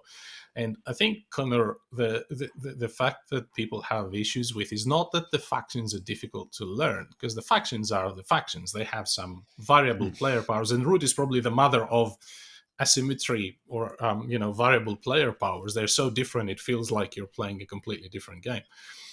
I think it's the fact that when you try and learn it, it's difficult to understand not how to win points yourself, but how to stop the other players from getting points, and that's where it gets really strategic. The solo bots, the AI that it has with the Clockwork expansion has been really good. I've enjoyed playing it solo, but really looking forward to playing it with more people. The art is absolutely gorgeous. I can't stop looking at those funny eyes the birds have every time they attack me, and you know as well as I do, never ever let the birds win. Don't do it. There you go. Number one. All right, here we go, guys. Our number one games of all time today. And this one has been my number one game of all time since I played as a Saxonian Empire, and I managed to get 5 stars in one turn. That was when this game went from my number 2 to number 1. It was just like to have a moment like that where we had 6 players playing in this game and I was well behind, and I made this one turn where I got 5 stars, won the game. Everyone on the table was standing up and everyone's like, what? And everyone's checking to make sure that I was able to do what I did. And I'm like, this is the greatest game to be able to pull that off. And that, of course, is Scythe. This game that holds space up this part of my shelf, up there on that part of a shelf. And when I've finished unpacking in my new house, all of the painted figurines painted miniatures that my wife did for me, and my 3D printed factory will also be on display. It is just such a great game. I've spoken about it far too much on this podcast with good reason, but it is a solid game. We talk about quintessential games you must have in your collection, and that's not saying the gateway games. It's just games that you should own, and you should own Scythe. I can't even. I talked about Heroes of Land, Air, and Sea before with the card play in the battles. I like Scythe's battle system better. I like Scythe's resource management system better than any other resource management game, because you've got to keep them on the board, and they're always available to be taken from you. And one of the big things that I've spoken about in this game that I really like is it's not a fighting game. Fighting takes about 10% of the game max. It's a game of fear. It's a game of, you don't want to come near me because I'm going to mess you up. And if you're not set up like that, if you're not playing that way, then you've got to be extremely careful with how you use your resources, because you're going to get hammered if you play that poorly. So, so good. I mean, variable playing powers. It's just everything about this game is great, which is why it's my number one. It's number one by a mile. So Scythe, greatest game of all time. I agree. It's a phenomenal game. I would agree with what you said. It needs to be in everybody's collection. There's a few games that you just need to have. Going through the Fenris, the Rise of Fenris was one of the best experiences we've had in a board game. I found that after playing that, we found it difficult, or it reaches our table less frequently, because we've gone through the campaign, which gives you all of this excitement and new stuff coming up every once in a while, and then you sort of go, well, do I want to go back to a simple 1 versus 1? And this is another thing. I think Scythe will truly shine in 4 or 5 player games. Sure. I've only played it with 2 or 3 players, and so you can still get quite a lot of enjoyment out of it. And I would totally recommend it even to people that only want to play 2 players. But I feel like, if you have a group that you can play with more players, then it would definitely be higher up on my list as well. One thing I would recommend for lower player counts too is the modular board. Because on the modular board, they're 2-sided, and one side of each board has a heap of water. And you can place them specifically so it really shrinks the map. So it does require you to have a more player interaction where, like, if someone's got Polania and someone's got the Rusviets, you're probably not going to see each other for the first hour of the game. But then you've got to spend an expense. But like I said, it's good with 2 players. It's just not great. But yeah, from 4 players up, it's amazing. And with that modular board, you can get that feeling with a 2 or 3 player game for sure. It's so funny because you look at the box, and as it should be, part of the drawing is these giant mechs that you have. And you go, oh, it must be like a robot battling game. But it's not really. Like you said, it's such a small portion of it that you actually do. And you can have a total... You want to protect yourself in case someone does want to come in and sort of raid your areas. But you don't have to go out looking to fight anyone. That's right, In fact, it might be... It could be, it might not be beneficial for you because you want to go up that relationship track and make sure that you are, at the end, you want to have the highest possible one. But it's so great. It is it's probably my biggest gaming faux pas is that I don't own a copy and I have not played it a lot. Christmas is coming up. Maybe it can be on one of my wish lists. But look, I from what I have played of it, I did really, really enjoy it. And the way that you both spoke about, I think I was on the podcast with you on an episode where you talked about the Rise of Fenris campaign, and I was like, yeah, this is definitely something that I think me and my gaming group would really, really enjoy. Yeah, it's a great experience. And I probably wouldn't recommend squeezing it into one weekend. We have done that once, and it was it was great, but we were full on. Yeah, we're kind of looking to the end going, because that was also, I think it was my 4th time through the Fenris campaign. So I'm like, righto, let's get through this. That's so good. And Conor, to your point, the other thing too is if you don't want to go with a mech strategy, you can also have fear in other ways. You can have deterrence. So if you've got a lot of workers in your front line, then that's a lot of popularity that your opponent's going to lose if they take you down. So even just having something that says "Don't come near me" or "You'll be negatively affected," kind of thing. Yeah. Anyway, I'll shut up now. Scythe is done. Who's next? That's all right, because just as much as Scythe is an in-joke for you, my number 1 game, really, it was never going to be anything else, was it? One gloomy Monopoly. night. Yeah, the Monopoly, Scrabble, chess. No. One gloomy night, I took an investigator named Roland Banks into, it was his own house that was haunted by a ghoul priest, and my life was never the same. My number 1 game of all time today. I cannot imagine it ever being usurped. All the other ones are flexible. This one, I've got my, like Moses. Cemented. Yeah, it's cemented. I've got a mason to already put it in. Is Arkham Horror, the living card game. I have spoken about this game at length multiple times on this podcast. Whether you are looking for a one-off little adventure down just to waste some time, whether you're looking at doing a massive campaign, whether you are into H.P. Lovecraft's works, I never really was. It wasn't something that I was interested in. And that's how strong this gameplay is. And now I'm drawn into not necessarily H.P. Lovecraft's world, but the Arkham universe that is, that Fantasy Flight has made themselves. There's so many different campaigns going around at the moment. You've got the Dunwich Legacy, which is this super pulpy, crash and bash. Let's go in, save the kidnap people, stop the monster, all that type of stuff. That sort of typical thing that you expect.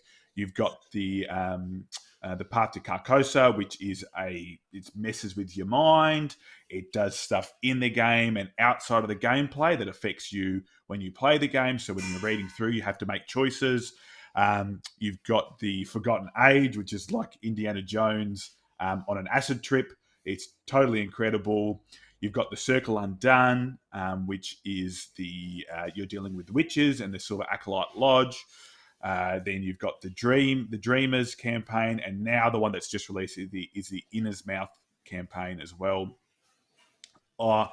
When you're building your character, you just fall in love with them, and whenever you take trauma, you feel for that, but you have to take trauma because you're delving into these crazy, things that people aren't supposed to see. Like, it drives you mad, but your madness can be used to help you because it gives you faith in what you're doing. You don't want to delve too deeply into your deck because you know that your weaknesses that drive you even madder are in there, but you want to try and delve in and get that crucial item, whether that be lockpicks, whether that be a gun, whether that just be an event that lets you pass tests without having to draw into that goddamn chaos bag that always seems to have way more instant fail tokens than anything else. I could write my PhD on this game. I honestly could. That's how much I love it. And I cannot imagine I'll ever get tired of it. I cannot imagine I will ever stop buying the packs. It just means so much to me. And it's similar to what you were talking about with Gloom Haven, Steve, is that I have a group of friends that I love playing this with. And that's probably been the hardest part of this lockdown, is that I haven't been able to play it with them because I haven't been able to come over. So that has been the hardest thing for me at the moment. And now we're trying to get it back to the table and finish off I actually can't remember what it's called, but it's the Dreamers campaign. And then we'll crack open In's Mouth and build 3 new investigators and send them totally bonkers. Well, first of all, thanks, Conor. For a minute there, I thought you were going to list all of the available campaigns. I thought, this is going to take 7 hours. I better go get lunch. But you're so passionate about this game. It shows every time you talk about it, and that's a great thing to see. I remember how drawn in I was when I first played a video game of Lovecraftian horror. That was Alone in the Dark, for those who remember it. I still, played it probably 20 years ago, and I still remember it. Anything in that universe tends to be extremely immersive, but you've said all there is to be said about that game, so we'll leave it at that. Yeah, I agree. I just want to play it with you. That's really like, same here. I've only ever played the base box, and I talked about that, but I feel like if I play that game with you, my experience will be massively different. I can't say enough, but I think I have said enough. I think that's part of the problem. Okay, Def. All right, we've reached the top. It's a lonely top because, as I said before, nothing can really compete with this game. It is the ultimate heavy Euro strategy game. It is the best strategy game ever made, in my opinion. And of course, nothing you wouldn't already know. This is a project. It is a space colonization type of game. It doesn't have combat or anything like that into it. You simply try to colonize planets and create resources and achieve some end game victory objectives and things like that. What makes it so unique is that it has 14 different factions that you get to choose from, and each one of these factions has a couple of abilities, one of which is usually available at the start of the game, and the other one you have to build your planetary institute, which is one of the special buildings, to unlock it.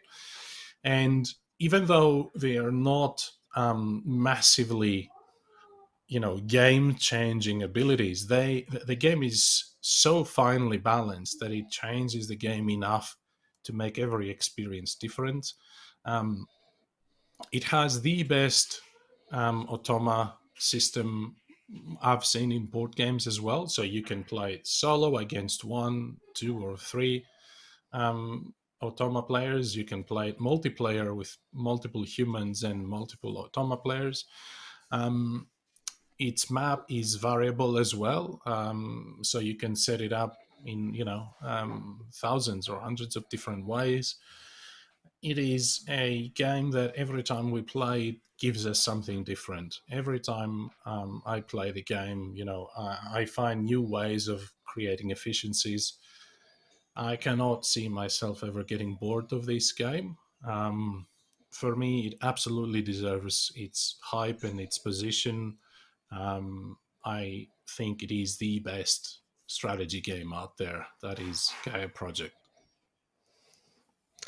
I have really enjoyed playing with this with you, Def. It sits there on my shelf. I haven't actually played the physical version yet, but I've played a few games with you online and specifically with Thomas from Germany. And it's, again, like we said with Brass, it feels like a game where if you make a mistake early, you're gonna feel that for the rest of the game. And I was happy to be present on that one time where Def made a mistake in the first round.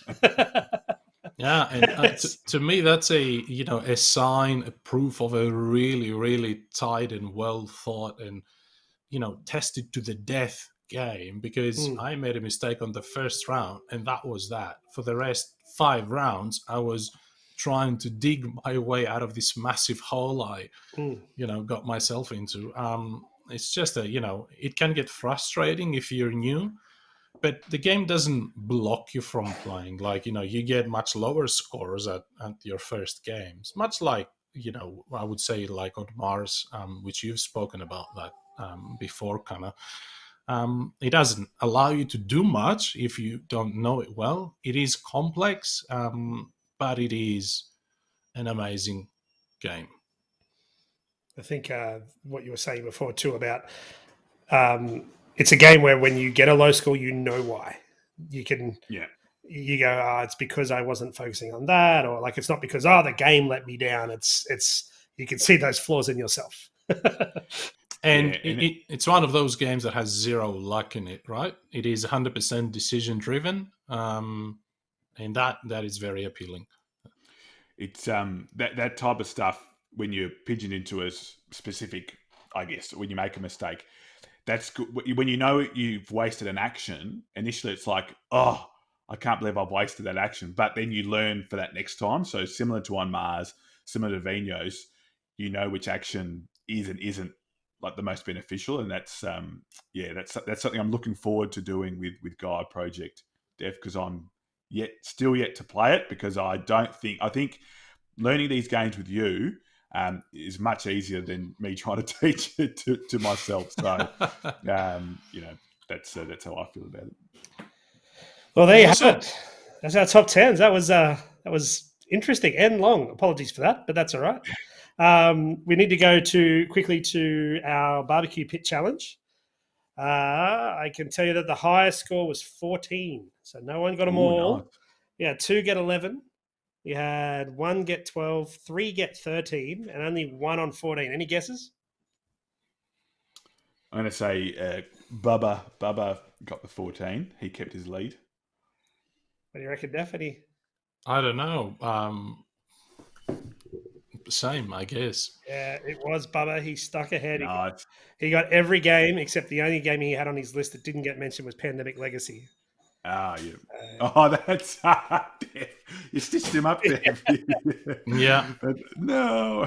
Interesting enough, some of the other games that were on here that didn't get mentioned: Blood Rage, Super Fantasy Brawl, CO2, Second Chance, Arkham Third Edition, Marvel Champions, Etherfields. What else have we got here? Champions of Midgard, Wingspan, Pipeline. That's pretty much it. Lisboa, but I don't think you played Lisboa yet. Is that right?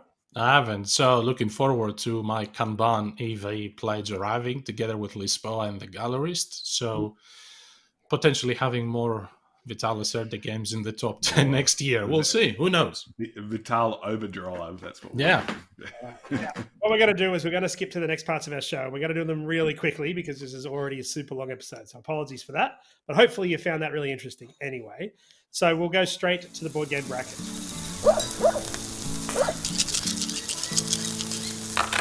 So we have to resolve the most important bracket battle that we've ever had to resolve, which is Scythe versus Mansions of Madness.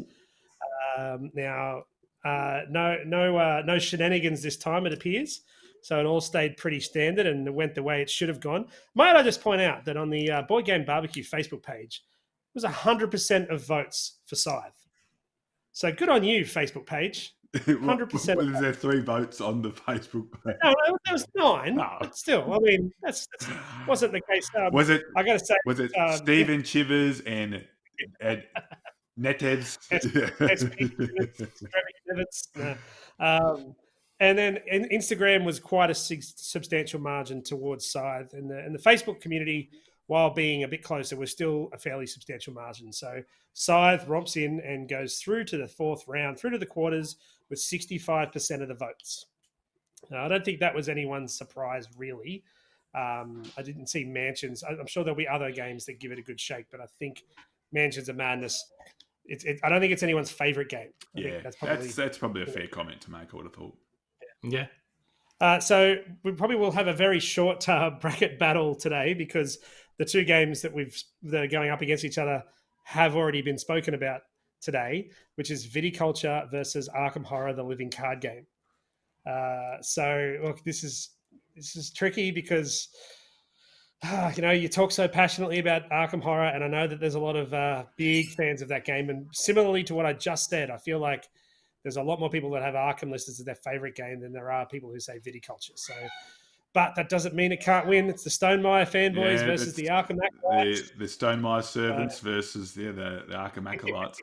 I kind of feel like Zeph and Steve, in sports, how these teams, they play these like massive preliminary finals or massive semi-finals, and then they go into the next round and they just fall flat. I'm really worried that's going to happen. All these people have gotten it up, have helped Arkham beat Gloom Haven, and it's just petered out. But I won't talk any more about it because I have spoken about it at length on multiple episodes as well. But hey, look, if the number of people turn out and vote for Arkham again that they did for Gloom Haven, it should win. Well, yeah, you would think that it's definitely the favourite in this case, but come on. I mean, Queensland won the State of Origin. Yeah, Viticulture can beat Arkham Horror, the living card game. Surely. So get out there and vote. You know how to vote by now if you've been listening to the podcast for a while. If you haven't, jump onto our Board Game Barbecue community, find the post with the emojis, choose the emoji that is underneath the board game that you want. Jump on our Instagram and go to our story. It'll be there as well. And it will also be on our Board Game Barbecue Facebook page. That's where you can vote on that. So get in, get done. That will be announced on our next episode, which will be coming out on Thursday. So the sooner you get in, the better. And that'll do it for the bracket. Quickest bracket ever. Done. And now we'll switch to the quickest oath ever.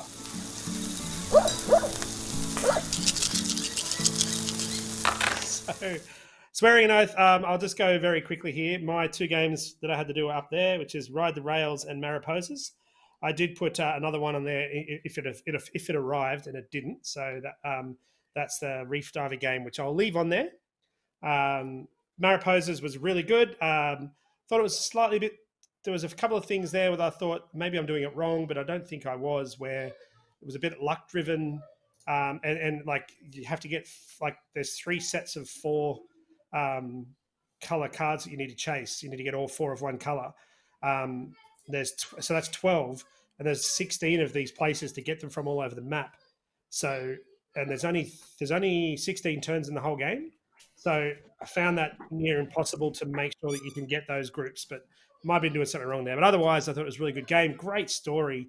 It's an abstract game, but because they've tied it into that story so much, it kind of takes away a bit of that abstractness, which was interesting.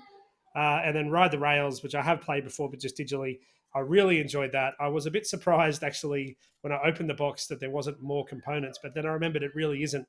Like it's just trains, a map, and markers to move. I got to admit, on the online game, you're pulling the trains out of a bag. and so you can't visually see how many trains were left. Where in the real game, when you can see it, it's a bit easier to make your decisions because you're not going to go, oh no, there's none left in the bag, So that was interesting. But really, like I said the first time, this game isn't about making a great railway system. This is a game about annoying the hell out of your customers because they want to go from Philadelphia to New York, and you're going to take them via Los Angeles to get there. But yeah, great game. And my new oath, like I said, is the Reef Diver game if that shows up. Otherwise, I'm going to add Welcome to Dino World. Oh, you've got that? Yeah, sitting right there. I need to get that. Yeah. So that's going to be my oath if the other one doesn't arrive on Monday or Tuesday. What about yourself, Def? Well, you and Mitch, I think it was in the previous episode, I swear an oath, you picked Tekkenu for me, which I played a few times. Really enjoyed it. I thought it was a notch up from Teotihuacan. Different games, but different enough to be in the same collection. And I think we're definitely going to keep them both. Quite enjoyed it. The variability it adds with the obelisk turning during the game, and that changes the abilities of the workers or the dice that are already on the board. That I can see that leading into some serious analysis paralysis for some players. It didn't really for us. You think maybe one move ahead and that's it. And I think it's a really well thought game. Quite tight. And I think it might be a bit different with 4 players. I've only played it with 2. But yeah, I got it done. And the new oath, I'm going to let you guys pick again because I only have 3 games I haven't played. So you put it up for a vote between you. That is Cooper Island, Alchemists, and Tricarion. From Mind Clash Games. Well, so what's it going to be? I really loved Alchemist. I thought that was a lot of fun, and just a nice, like a different take on worker placement with the app, and so it's worker placement and I guess I'm trying to think of like process of elimination. So my vote because I think you'd really enjoy it is Alchemist. What about you, Steve? I was probably leaning towards Tricarion, only because that's on my my parents' bed at home, waiting for back in Brisbane, waiting for me to move down there.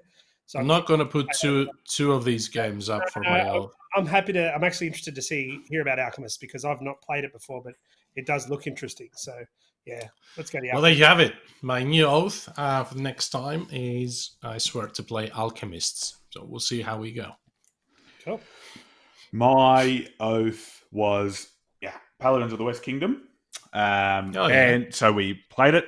A lot of fun. I really, really enjoyed it. I enjoyed the fact that you always begin with 6 workers from the beginning of the game to the end of the game. So you always have 6. You can get more by unlocking different sections. So by investing in different parts, you can keep up to 3 workers that you don't spend for over the one turn, but only 3. There's a way for you to turn any worker into a wild, into a spy, which is really cool because then if you're going, right, I need a hunter to be able to do this, so I'm going to change my priest into a hunter by conspiring. But then what happens is then you take suspicion, which then can cause you to gain a debt and all that type of stuff. So a lot of fun. We quite like worker placement because it sort of is that process of seeing them plonk out on the board, and also a lot of the worker placement is onto your own board too, which is a lot of fun because you get to sit in front of you. People can't take those spots, but then of course you can then place your garrisons, and your monks that you've commissioned onto the other board. So a lot of fun. I really enjoyed it. And Def, in celebration of your number 1 game, my oath this week is Gaia Project. So yes, it is. So what my plan is to learn it off you and then go play it on the table with the Automa by the time I'm on the podcast next. So I kind of divine swear that I'll play Gaia Project. A plan with no drawbacks. Oh no. all gain, like no pain, I guess. But yeah, That's it. Awesome. There you have it, guys. That's our longest show ever, but hopefully it was enjoyable all the way to the end. Remember, you can catch us in multiple places. You can catch us on Discord, which the link will be in the description of this show. We are on there playing board games all the time with people you've heard us talk about that a lot in today's episode. So you can be a part of that. All you got to do is join the Discord, check out our Looking for Games channel. There's also a heap of other channels there where you can just have a chat about board games or food or anything else that's going on in your world. It's pretty open, just a friendly place to catch up. Otherwise, we've got our Board Game Barbecue community on Facebook, where you'll see a lot of the posts relevant to the show, and then a lot of other just general posts by people who are part of the community and us, the podcast hosts. Or check out our Instagram. We just hit over 1,000 followers on our Instagram channel. So thank you to all those who follow us, and lots of excellent content going up there all the time. Twitter.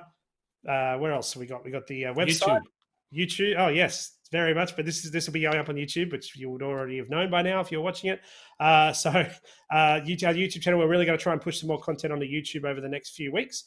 So definitely subscribe there and keep an eye on that. And you can check out all the information about our podcast on our website, which is www.boardgamebarbecue.com, where you will find a link to our store, where you can buy our lovely merch that Def is so beautifully modeling today. You'll also be able to find a link to our Patreon, which is a way that you can give to the show that helps us essentially keep the lights on, make our show better, and work towards some big things that we've got in store for the future of our podcast / YouTube channel / convention host, whatever. Yeah, there's a lot of things happening in the future. So if you want to get involved with that, check those places out. Otherwise, if you're just happy to listen to us talk about board games, we'll be back again on Thursday morning with another episode. So big thanks to Conor and Def. Thank you. Thank you, guys. That was great. Yeah, lots of fun. Really good. Loads of fun. One of the best episodes yet. So, and we'll see you guys on the next one. Cheers. See you guys. See ya.